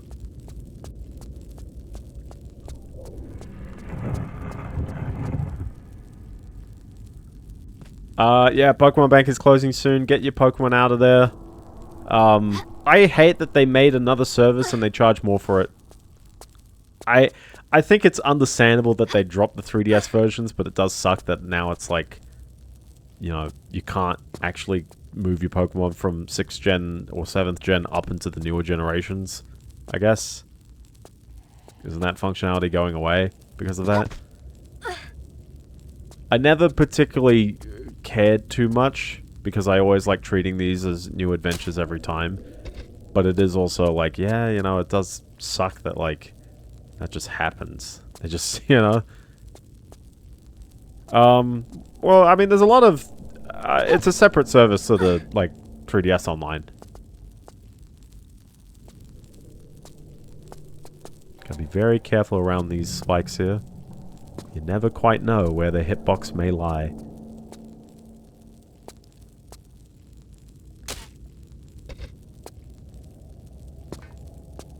But I mean, that's the reason why it's a subscription service. Also, how hard would it be, not this wall, any wall but that wall, how hard would it be for someone to host their own Pokemon Bank? Like, really?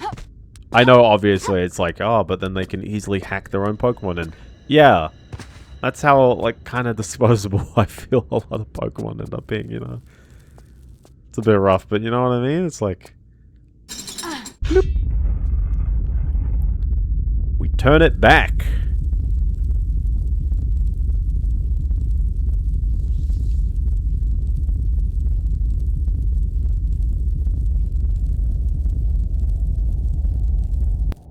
I don't even know that game, I tell you. I mean, I know what Castlevania is, but like... Oh. Rise and shine, sleepy bones.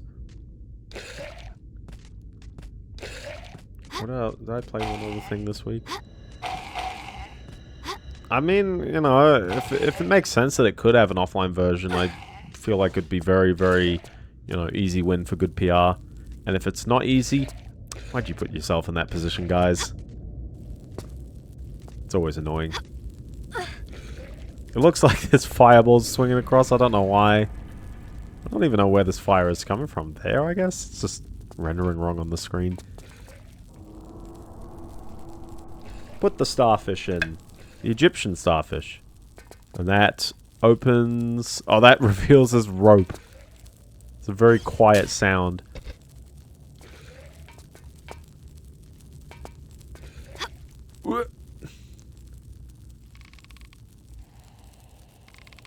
I read MTX as RTX.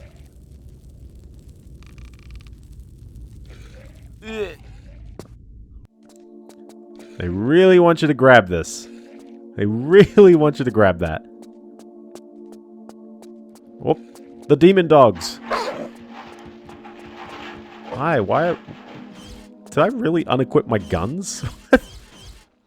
Did I really unequip my guns? Yeah, I guess I must have. I was pressing the button going, why is it not doing anything?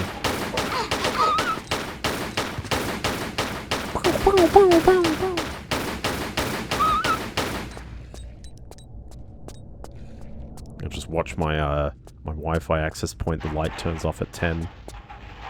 It still works, it's just the light turns off. I was like, oh, there it goes.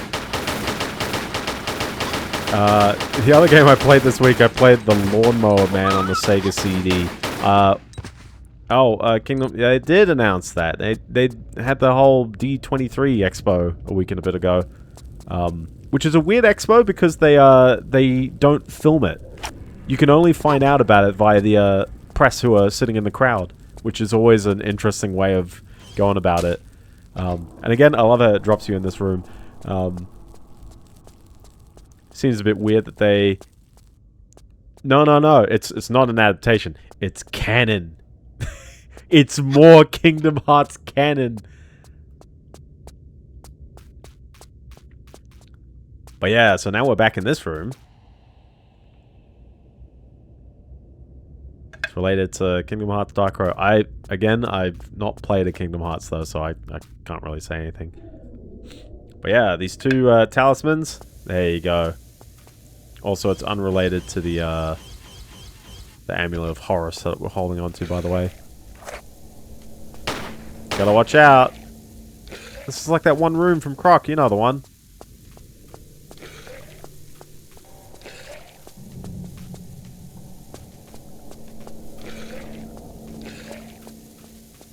Very, very nice. Very, very nice. But yeah, no, I played the Lawnmower Man on the Sega CD, which is an FMV spam game, and it's probably one of the most unresponsive games I have ever played in my entire life. There's like a game where you have to, like, it's just a mostly minigame collection. Also, rip him.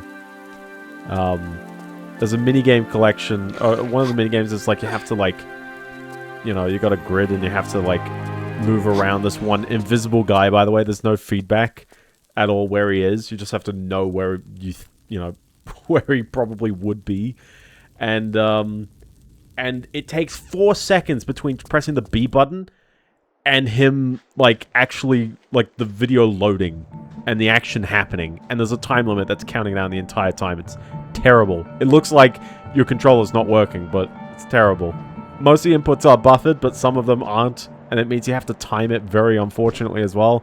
Don't play it. Also, it keeps spoiling the movie. It's meant to take place after the movie. High Priest of Horus, forewarned that he who removes the amulet shall have released Set. Set is always a funny name. At the dawn of man shall once again violate the earth. It's like naming a god. Ah.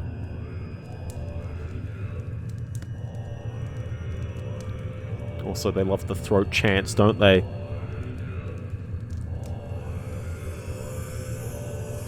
The jackal head is very, like, ominous, though, I'll tell you that.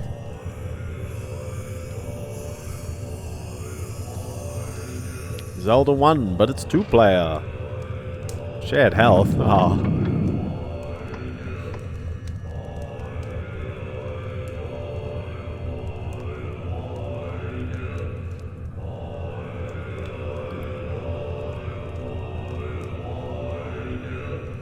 They're doing this to me tomorrow.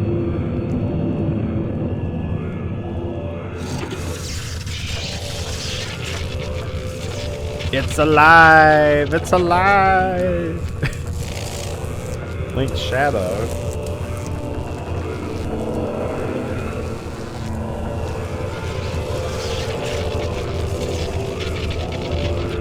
Also, I assume most stuff involving mummies and stuff, it's like the guy's already dead, right? This is like their draining ritual. Because apparently the blood is very, very important to preserve. Ruler of evil will again be free at the turn of the distant millennia.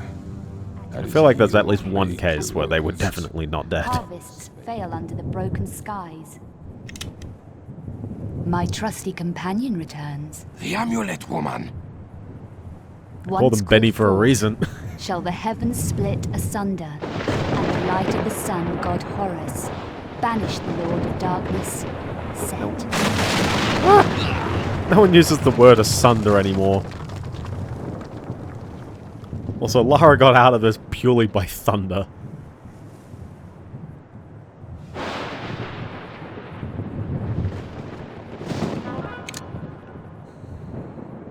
I wouldn't advise it.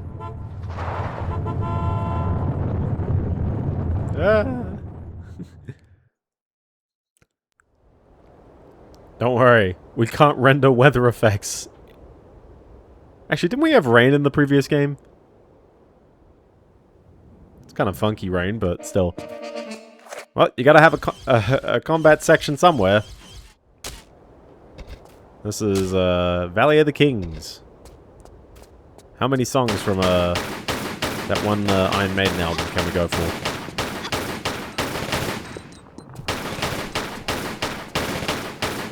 Oh, actually, this is a perfect opportunity to use some combat. The shotgun is always a great feeling in this game. So good. I love it. Also, all these guys dropping all these health packs and stuff. How very generous of them.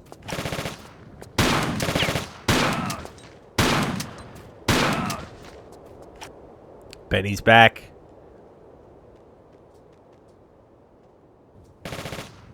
Or he's just running away. I'm always curious about those native ports. They seem to be coming out more and more these days, but not to say as in they're AI and therefore they're bad, because it's just like, you know, like there's a lot of these projects that are just like, you know, if you can one-shot them, sweet. Just coming out of nowhere. They do continue dropping good stuff as well. I like the idea of using that touchscreen for extra details, though. Although I also wonder how much you get out of it for, like, Minish Cap. Yeah, I mean, you know, I expect it. I did see a post, so I might as well just mention this with AI hysteria as well. I saw a post of, like, someone going, like, why do people keep, like, you know, saying that Claude can one-shot things. It's like, it's not meant to be like a silver bullet does everything, like, in one go. You're meant to really guide it.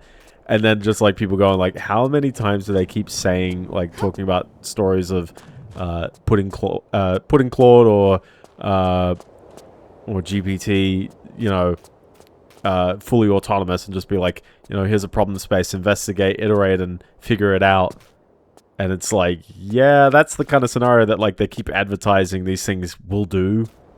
And then they just absolutely burn, like, tens or hundreds of dollars of tokens in one go.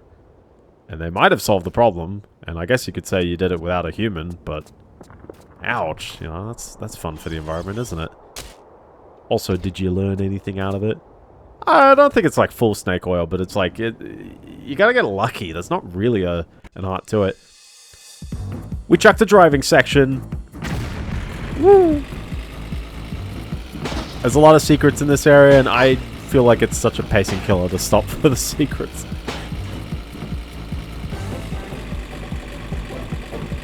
Also, unlike the other games, you press the X button to accelerate. It's not up. They finally figured out driving controls, except they didn't. Because in order to reverse, you have to press R2 to reverse, and then you have to stop and press R1 to switch in to accelerate. It's a little weird. The gear shifting is a little weird, but most of the part. They got most of the way there. Also, there's no turbo button. I love just how sort of wild this level design is. It's like, what do you mean this just works as a driving section? You know. And also, just for note, if you're curious, do not ever fall off into anywhere, or else just absolutely vaporized. Make sure you do not fall off. That's the answer. Fan prequel. Is it a ROM hack, or is it a sequel for PC? Like, okay. It's a relatively short level, but you got another level where you gotta drive.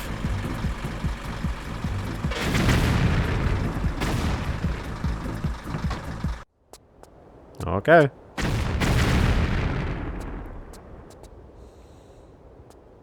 Oh, I mentioned I was working on SingStar again. I've got some rich presence working, but I haven't plotted out all the songs. But I've definitely got it working for the Europe version, but I definitely also know that my logic is, it's too simple. I'm like, this stuff doesn't move around as much as it did on SingStar Party, but I know it's behind pointers. I just have no idea where those pointers are, because there's a lot of things that look kind of right.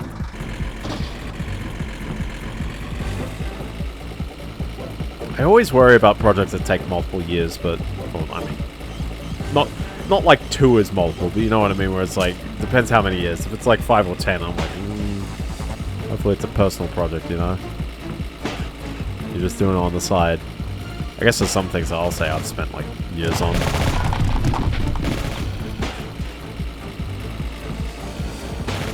Did he really fall down and he still shot at me, the jerk? That's coming up. Oh. Come on, reverse here. There we go.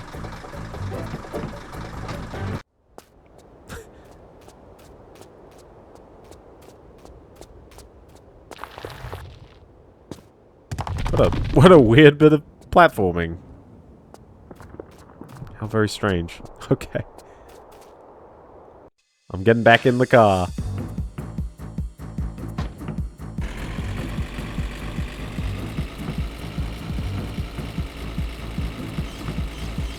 And making Monkey Ball again. I mean, it's like how they, you know, they've got the Open Lara port, which is technically running on, like, an extended version of this game. This game and Tomb Raider 5 are very, very similar engines. And, yeah, no, that project just sort of, ported all the old stuff into this engine, which is neat. Custom levels for this game are kind of weird, because it's just like, it just ships the entire executable to play the custom levels. For note, there is no expansion to this game, by the way. So, what I'm playing is basically it. Although, there is a bonus level they did release for free alongside the Times newspaper. I'm not too sure if it was like on a CD. Probably not on a CD, but it was in commemoration with the Times. Maybe it was on a website. And it's a fairly short level. It's like 20 minutes. But it's just like, no, it is a bonus level. And it's in the remaster. So it is me. Yeah, I've got it. I'll play it at the end. But yeah, no, it's just a bonus level. It's not really too much about it. So, I'm not too sure how many streams this game will take. Probably 5, maybe 6. But since there's no, like, extra thing, I guess that's less than Tomb Raider 3. Because Tomb Raider 3, that expansion was like 6 hours long, so... And if it ever happens, Tomb Raider 5 is a very short game. Well, I mean, I'll play it at some point. They have decompiled GoldenEye. They have now figured out why that control aiming was so weird. It's a secret.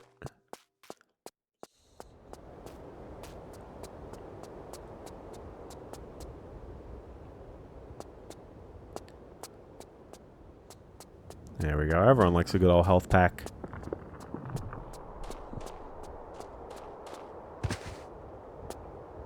Oh yeah, I mean most likely.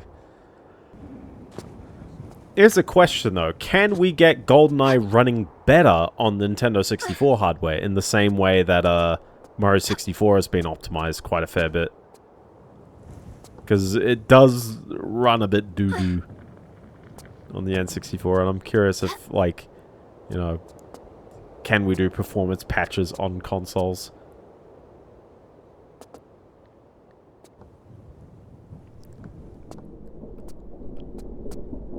It'll definitely help. I'm not too sure if it'll answer it, but it will help figure out an answer. Woo!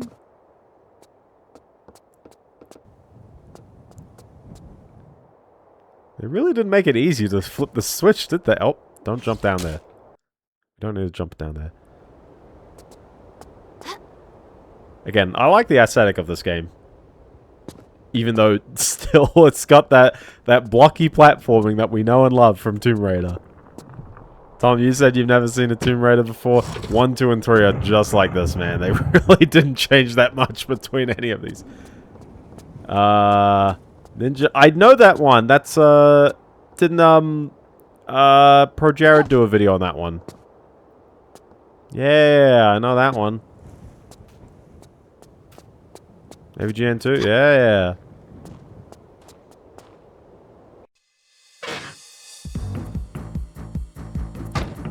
Is it popular enough to get a remaster?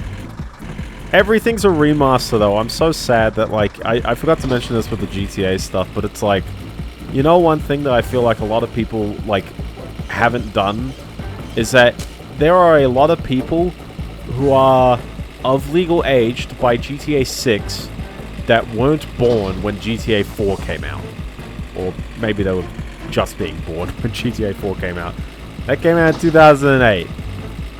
How many guys have not played GTA 4? Just go back for it, guys. Please. I'm playing Vice City Stories for the first time, and I'm like, wow, this one's actually pretty good. I like it. I'm gonna yell at whoever did the retro achievement set, though, I tell ya. What do you mean I have to glitch the game and go to the second island immediately in order to beat the achievements? I think it's a bit out of the spirit of the game, but... yeah, I could probably guess why, yeah.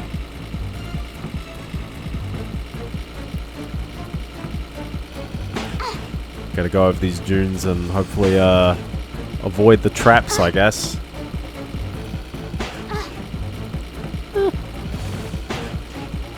I should probably heal. Use a small one. Even though your health does come back on a level change.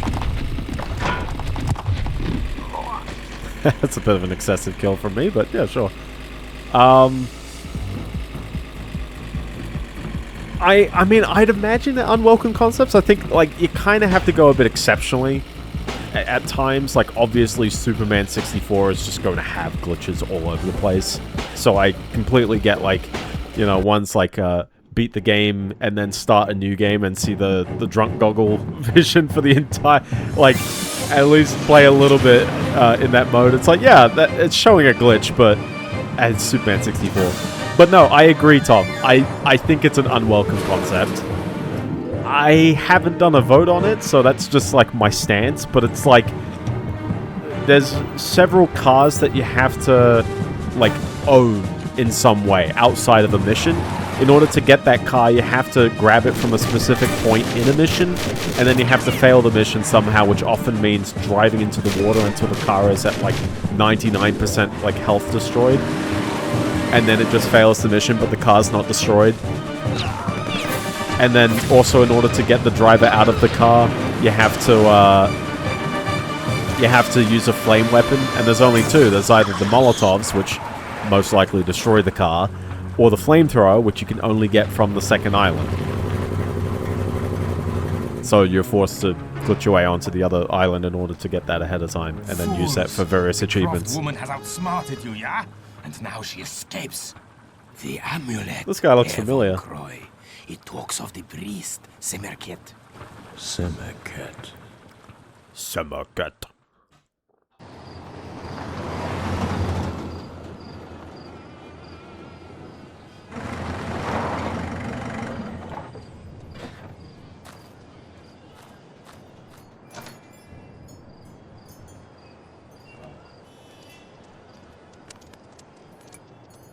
There were apparently some achievements earlier in the set that were Jean-Yves, demoted as well my about faithful friend. clearing multiple I achievements in fear like this one is not a sitting. social visit.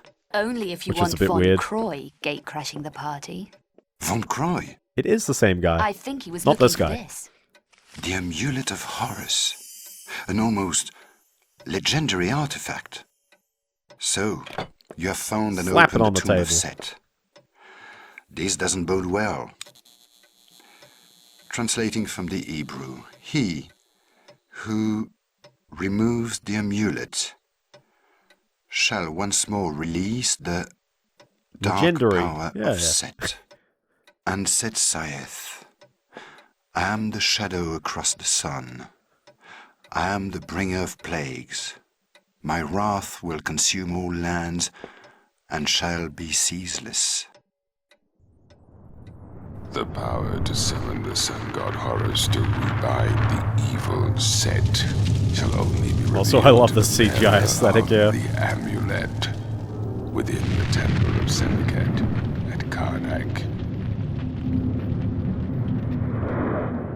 The ceremony is complete as the armor of Horus summons the sun god. The armor of Horus. At the dig site in Alexandria, my men talk fearfully of this. The armor must also be Von Croy's goal. Only one so ignorant of the prophecies would dabble with such a prehistoric evil. Ah, yes. Releasing Set. But how could you have known, my dear? Time to put things right and remove a thorn in my side in the process.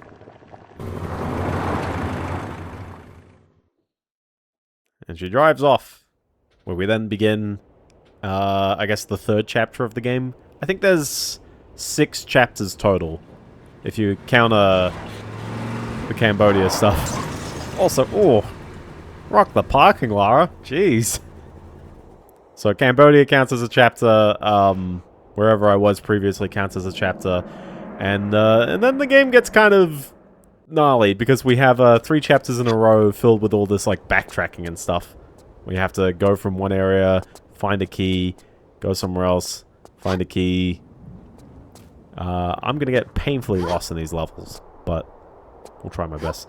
No, I mean I always love the like the non-English kind of accent stresses. There's a certain word for when you stress like the first syllable of the words. A lot of native English speakers, you know, that's how they do it. And then non-natives will often, you know, the stress isn't well made clear. But it's like, you know, in the same way as there's probably a lot of Italian words. I always know the one where Sebastian Vettel was leaving Ferrari or something. And they had various people from, like, Ferrari saying, you know, arrivederci, like that kind of stuff. And then you had, like, Zach Brown, for some reason, in the video just goes, arrivederci! Like, it's just real hard American accent. The R's are in the wrong place. It's like, you got the, oh. There you go. It's a weird F1 weekend, this one, wasn't it? I mentioned Max Verstappen crashing out. All that matters is Fernando Alonso got 9th, and therefore Aston Martin has gotten more points than Williams, Haas, and Cadillac, although I don't think anyone expected them to not beat Cadillac. It was kind of weird for Cadillac to be beating them for a bit. Yeah, Italians got all the wrong ones. I always love when people read Latin, and like the V's are actually pronounced like W's. It's reverse German.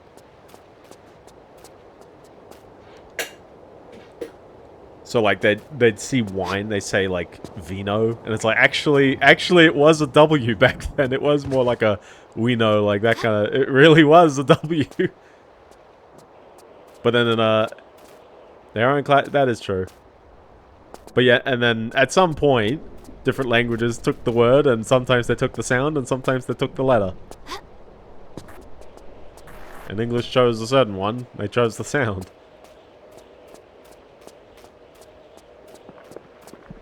I feel like the word wine and, like, vineyard come from the exact same etymological source, but, like, English just didn't... They didn't pick the right one. So it really went all over the place. I still don't understand... Okay, you can explain this one to me, Fetty.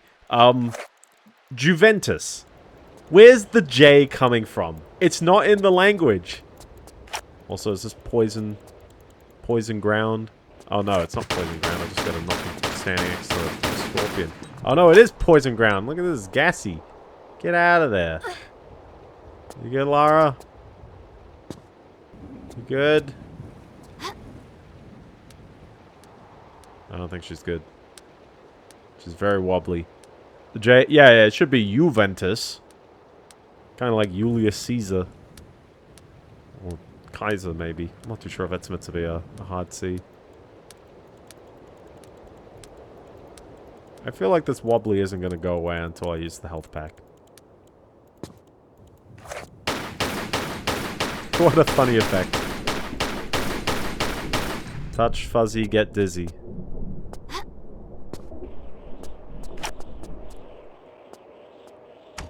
Push. This is probably going to get very distracting, so let's use the... Oh. Oh no, now it's over.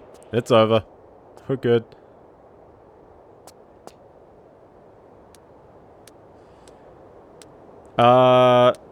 They don't have a J in Latin. I's yeah, they just write I. So it would actually be IULIUS Caesar, not J. But then people just say Julius Caesar. Yeah, no, Latin doesn't have a J, it doesn't have W, it doesn't have Y, I believe. Don't think that's Y.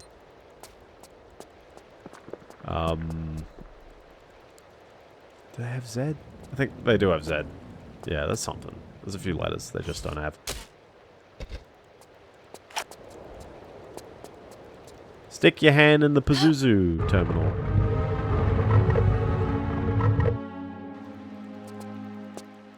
Nope. Very flickery. So check out this hole down here. This hole's everywhere. It's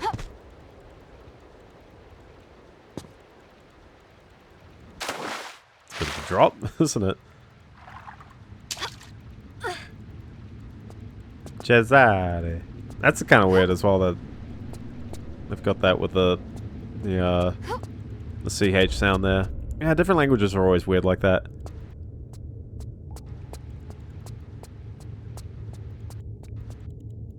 Cesare. I love. By the way, I love the little water drips when Lara's, just had a dip. That looks like a place where I put something.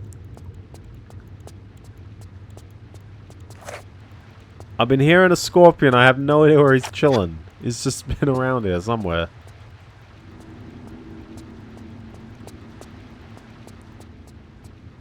Again, I want to say I love the aesthetic of this game. I love just, like...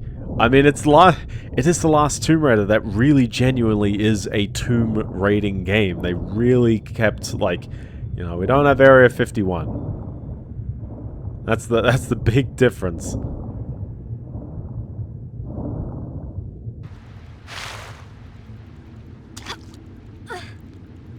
News that's close to this channel.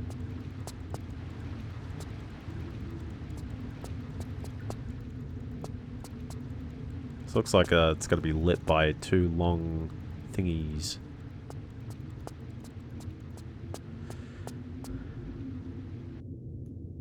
Quake 4 The Awakening. Oh, that's neat. I'm always curious if ZeniMax will ever re-release that one. Do they own the rights to that, or would that be Activision publishing back then? Oh, they must, because they sold it on Steam, right? Certainly. Now, Quake 4 is a very tight game. I like it. It's a bit modern shootery. It's got a lot of those tropes starting to eke in. It's got the squad. It's kind of got like a couple of very like story-heavy based kinds of design choices compared to like Doom 3, which only came out the year before. But it is also a fairly cool game in its own right. So. Listen, if I had to complain about it being different from the other Quake games, and I'm sitting there looking at Quake 3 going, ah yes, The one that's definitely the same. I do remember the Sin devs, but Ritual made one of the Quake 2 ones as well. I'm curious about how much of the personnel stayed there compared to other games of theirs as well. Okay, it's a bit sandy in here. Well, this room looks familiar. Can I get out of here? Ah.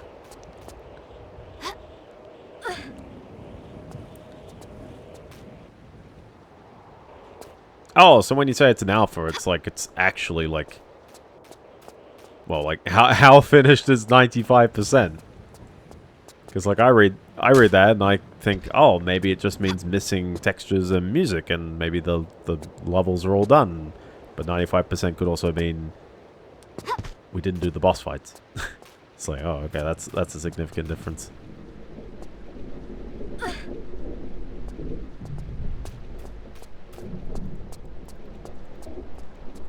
You know, that's an easier way to climb out of here, actually. Okay. The more I learn about these levels, the better. We'll sort of wind down the stream a little bit because, we're at the 2-hour mark, and, I mean, we're generally at the beginning of an area, but I do want to try and find the exit into the next part of the map. We'll hit a loading screen. You'll know when we are really there. It's Quake. I mean, if we're doing other Quake content, I'd go back for, the 2026 expansion, which I still haven't finished yet, sorry. I haven't done that. And then I would probably play the other id games. So we'd get, the Hexen Heretic remaster first. And then... It always feels weird to not play Quake 3, but then it's like, well, you know, it is a multiplayer game. You're doing a bunch of deathmatch maps. You could technically do a, you know, playthrough of that, but depends. I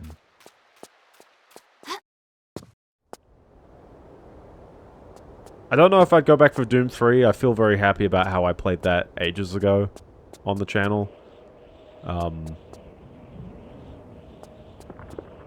So I guess that would mean Quake 4 is next, assuming that I ignore Return to Castle Wolfenstein or just regular Wolfenstein. I sort of find regular Wolfenstein 3D to be a bit drab. Yeah, Warren Spector announced he's retiring. Yeah, that was a bit of a blow. Given that he still hasn't finished that System Shock re-release.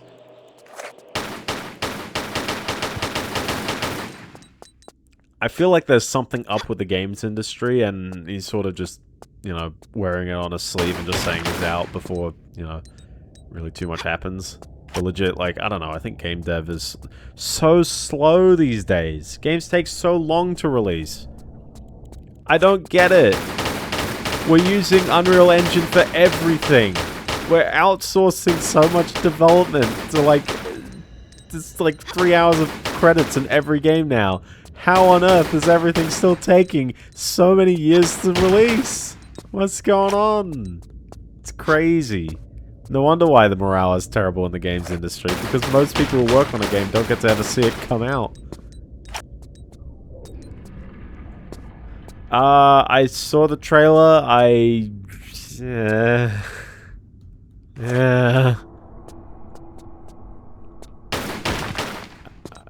Yeah, I describe it as quirky chungus. I'm not a big fan of quirky chungus. Quirky chungus is, it's not, it doesn't feel smart. I don't know. Pointing irony and pointing tropes is not particularly smart writing to me. And you can make some real, like, dumb humor.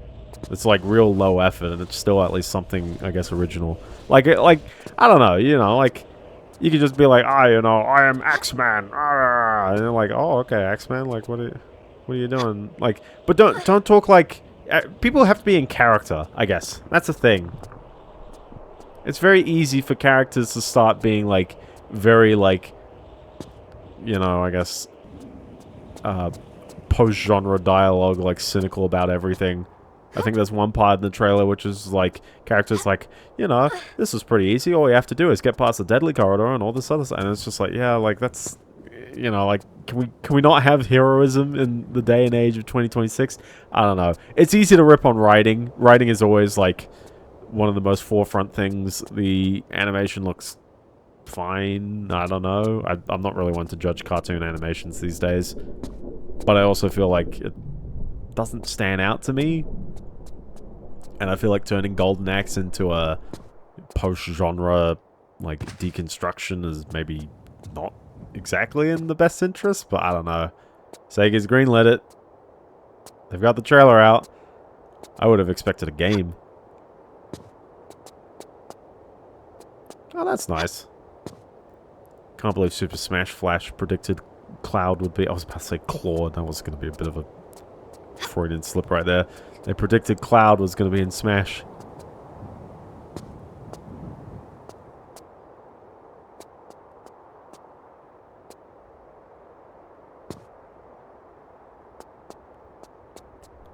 No one judged the fact that I put a song from Yes Union as the stream title.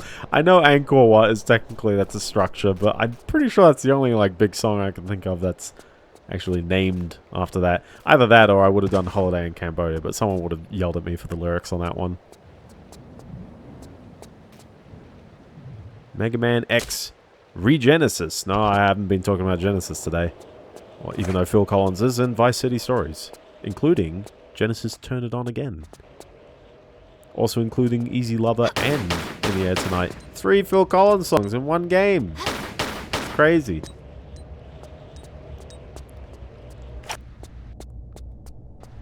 Are you a Sigma Mega Man player? Okay, Lara's looking up there like I have to go up here. You just save it once. Doesn't have to be for all. Just once. Once is good enough. Once is the politician's mindset. They fixed the problem. Once.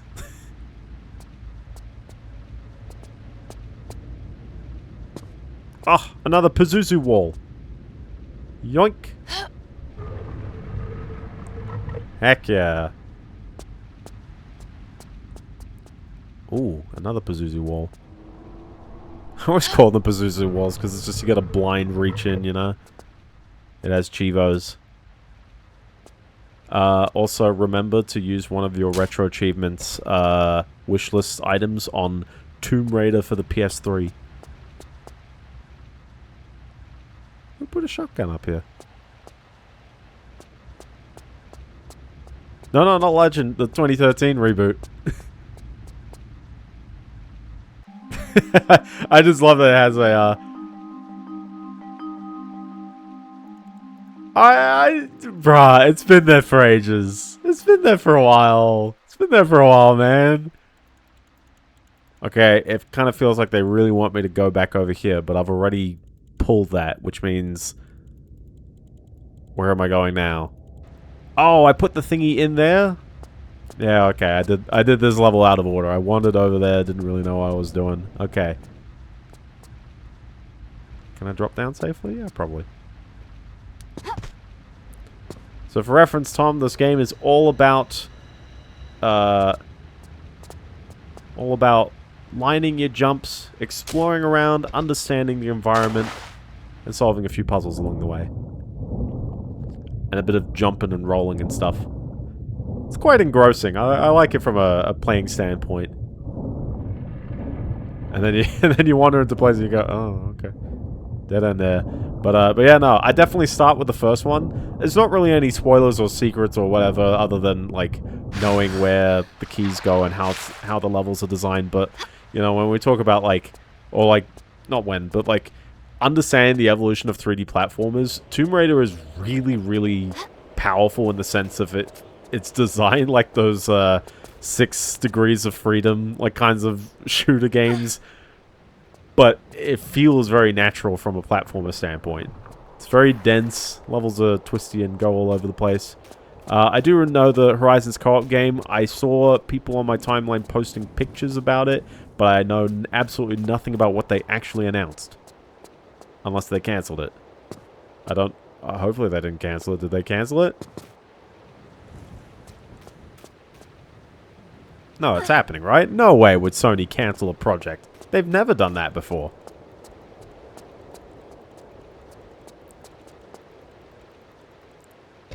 Yeah, there is a Pazuzu wall here, but, I can't reach into it. That's what confused me about it. No. Yeah, not the Canopic Jar 1, for note. I'm just gonna save here. I'm not too sure if,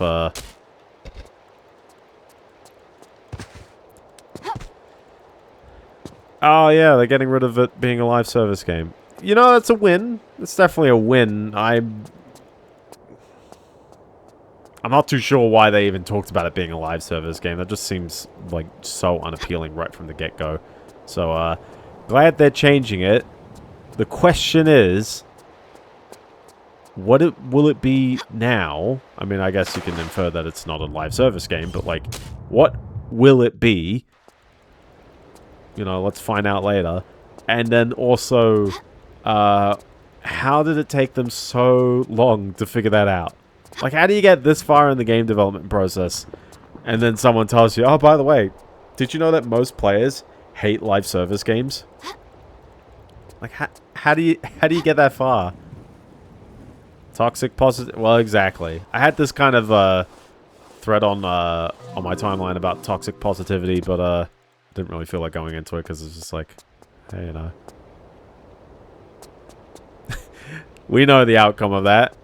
It's not really too much to say. It's just like, yeah, you know, it's not good to be too, you know, like, to hide criticism or feedback about your game.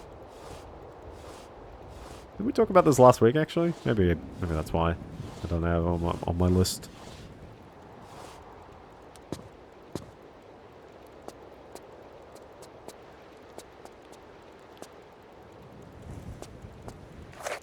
I have Canopic Jar 1. I would have imagined Canopic Jar 1 has a clear purpose. I wonder if there's a Canopic Jar 2 somewhere. But even then... they really, really wanted to show me about this part of the level.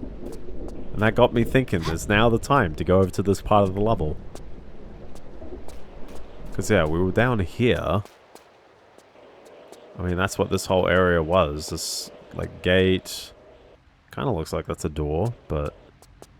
well, it is a door, but... it's one of those things that just opens up at some point. And then... yeah, we wandered up there. That's all fine and dandy. And I swam down here, and we didn't exactly have anything to do down here.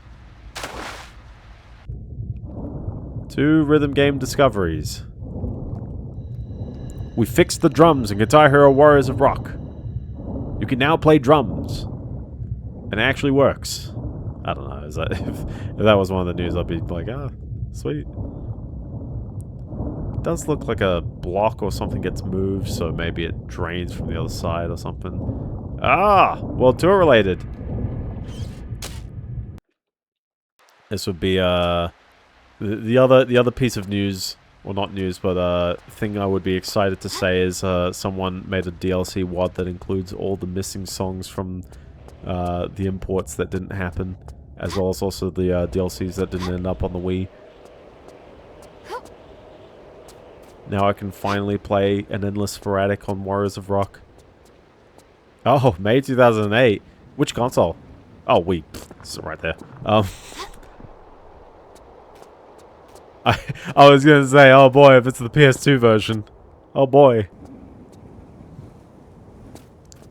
Full charts. Yeah, which songs does it have that aren't... well, actually, give me the full track list. I always love these builds, like, coming out. I don't know where people keep coming, you know, keep finding these. I assume they're just on CDs that just somehow float around somewhere, and someone has the insight and the ability to announce it and dump it. Bad to the Bone? That's interesting. Has Bad to the Bone ever appeared in a rock band? Never appeared in Guitar Hero, but... because, yeah, I can imagine a bunch of songs that have a very, like, band-centric kind of vibe about them that they'd put They'd at least test in the game.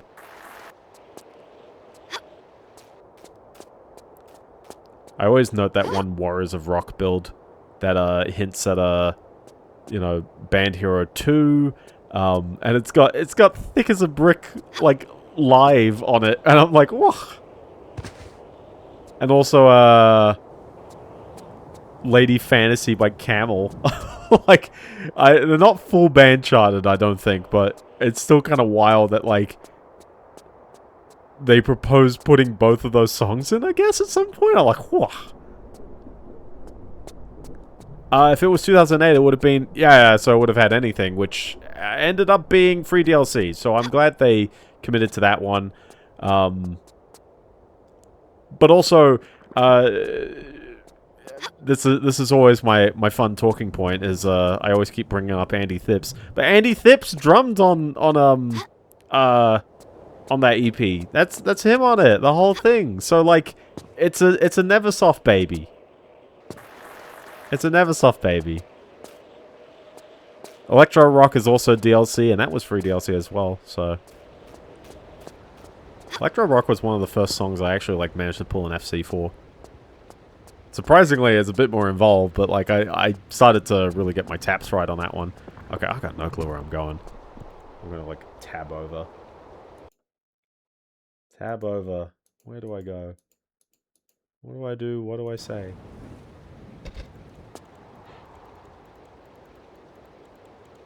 There definitely are 2 Canopic jars. The question is where? Rock and Roll Band. I was thinking the Oasis song, not the Boston one.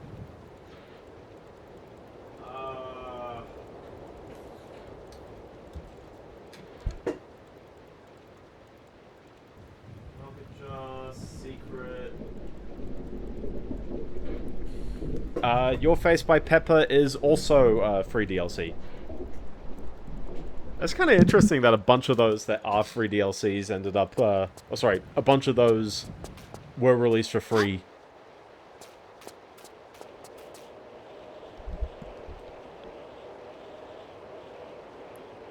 I don't think Rock and Roll Band might be... I don't think Jesse's Girl... it might be. I think both of those might be, but they're not free. Not those ones. But the other 3 are free. Your Face was released alongside 2 other kind of surf rock kinds of songs as well. And that was the only free DLC they released. Kind of interesting.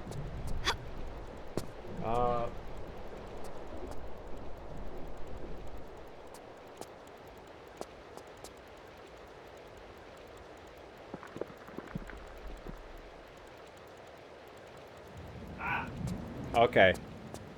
I will only find 1 Canopic jar on my first visit to this level. This lowers the platform, which lets you reach the location to place the 2 Canopic jars. But I clearly only have 1. So I assume I've just got to put it in one of these spots. Because I'm a dumby.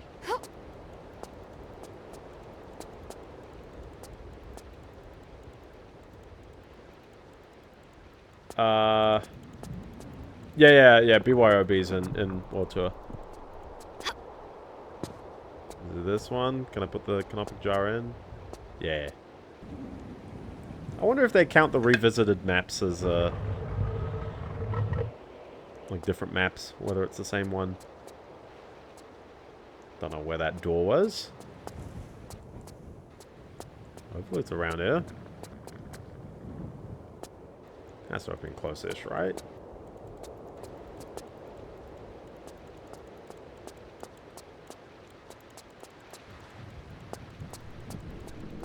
It's interesting through the Fire and Flames again, but kind of makes sense.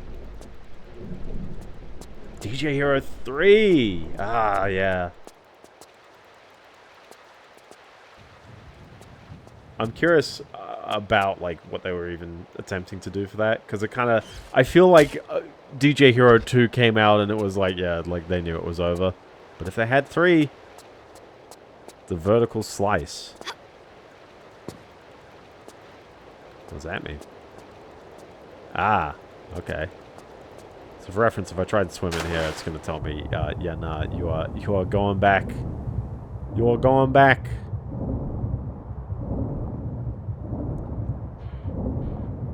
So where's this door that it opened? Is that the... Was that the door at the complete other side? I just had to backtrack all the way here and then backtrack back. Maybe. I've just done this level so slowly.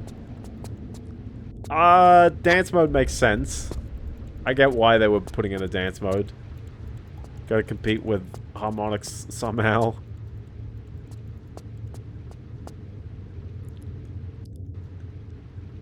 I guess you could say you have to use the PlayStation Move or just Wii remotes otherwise. It's kind of annoying. You gotta implement it 3 different ways though. They didn't make that era easy for people, did they?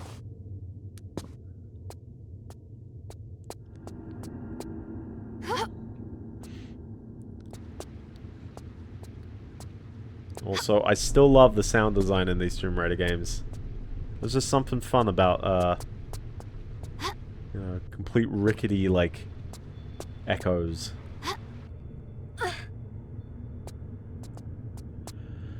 I mean, most of DJ Hero is kind of beyond me. I was never that good at it.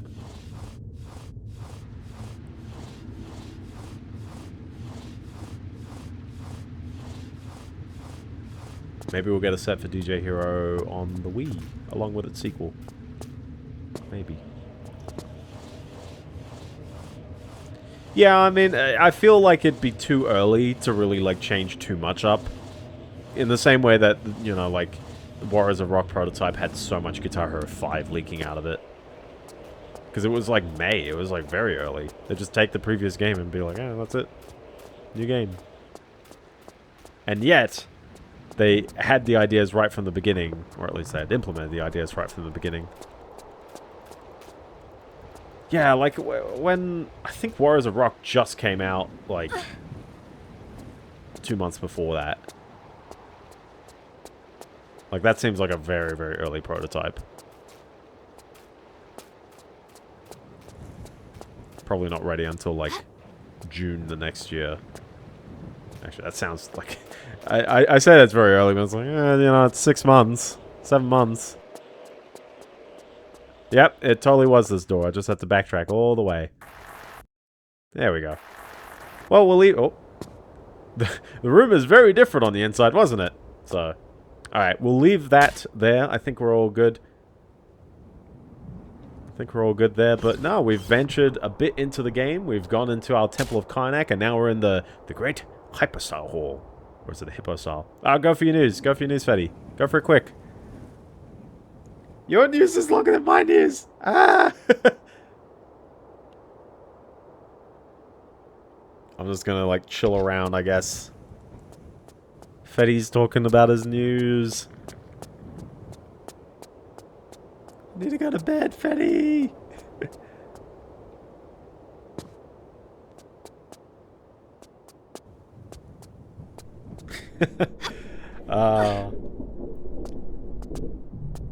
I do know Dark Castle.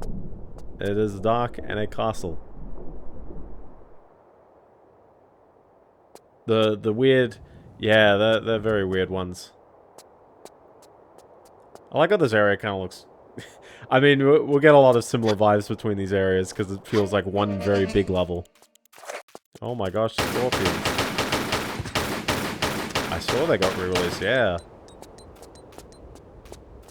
It reminds me of another game where they did the remaster, but then they also did like an actual like expansion of it, where they turned it into a roguelike, and it's in the same re-release. It's like, oh, we re-released the game, but we also added this mode if you wanted to play it like a roguelike. Which I thought was a very curious take on it, so... Also, Lara's ever so slightly transparent. That's such a small quality of life change, but someone asked for it, so sure. Also, I swear her ponytail gets longer and longer every game. Like, seriously, that's down to her, like, thighs, man. That's crazy. The famed Mr. Nuts. Famed Mr. Nuts.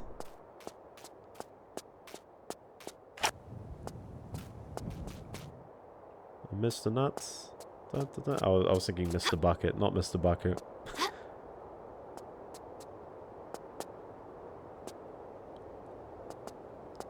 Ah, another Genesis release. It's always fun when a console is dead, but it's not really dead. I always wonder what's the production process on releasing Genesis games, like, in the current year. What are the patents on the actual, like, chips? Or is it just like, ah, no, Sega released a spec, just go for it. Like, you don't have to ask Sega to master things anymore.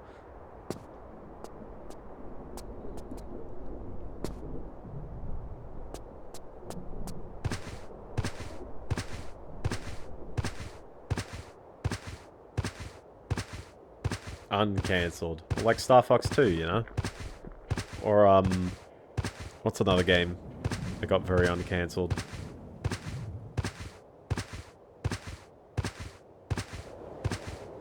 Nintendo World Championships. Oh, true. The Virtual Boy ones, yeah, true. Yeah. Which I haven't played. I haven't played any Virtual Boy games. I've actually never had any experience with them. Maybe one day we'll do the Wario Land on the Virtual Boy.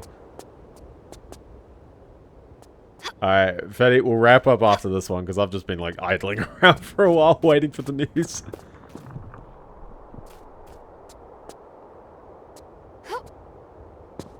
Oh, that was an interesting phase through. Ukrainian FPS, Your Empty is being remastered. Okay. Okay.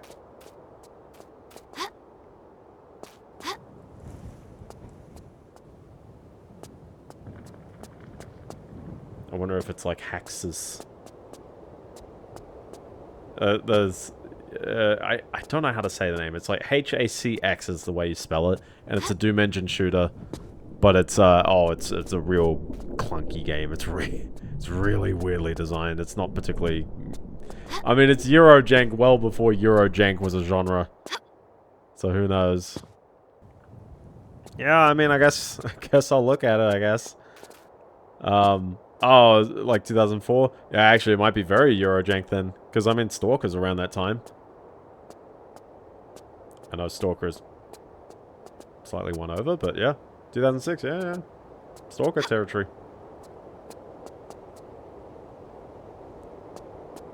I swear Stalker was 2005. What am I thinking of?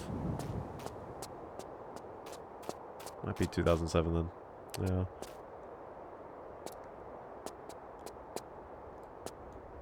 Crouchy, crouchy. Ah, good old Zoom. I love your Zoom group. Yeah, the one that still has the lifetime license to sell Duke Nukem 3D in all its glory. Only $8. Yes. Props to Zoom platform. You're doing good stuff. Who cares that another company took the same name as you and then made way more money than you? I know you exist. Early October. Or in October. Well, they can't release in November. That's GTA 6 territory. Unless this guy leaks GTA 6 first. He's making the... I saw one which was like, he's making the threats of like, oh, he's got a dead man switch. If he gets arrested, the game will just upload to the internet. And I'm like, I mean, it might be the case, but like... You know, like, I don't think that'll last forever. Also, I guess, like, man, you know, he's really pumping his own crypto, isn't he? Yeah, we can save it for next week because it's a bit late for me, so that's all good. But I would like to thank you so very much for watching. If you enjoyed the stream or you didn't enjoy the stream, that's okay. The VOD will be on YouTube soon. Well, also, I stream at 30 PM Australian Eastern Standard Time every Monday on YouTube as well. If you're on YouTube, hi there, YouTube fellas. But no, it's all good. The VOD will be on YouTube in a bit of higher quality as always, because you're only allowed to upload at 6 megabits to either of these platforms, but you can definitely swoosh more. No, it is an interesting game. It's good fun and interesting. Hopefully these puzzles will really stump me in the future. Actually, I don't want that. Do not stump me, puzzles. But yeah, no. Give this one a go as well if you can find it around, or play the remaster. It's readily available on all platforms now, I guess. They added like a 60 FPS mode recently, so... Anyways, follow me on the Fetty for fun meme sometimes. Or just me replying to people talking about data centers and stuff. And, yeah, other than that, stay safe, eat your greens, don't stay up too late, and, yeah, have a good one, fellas. Peace!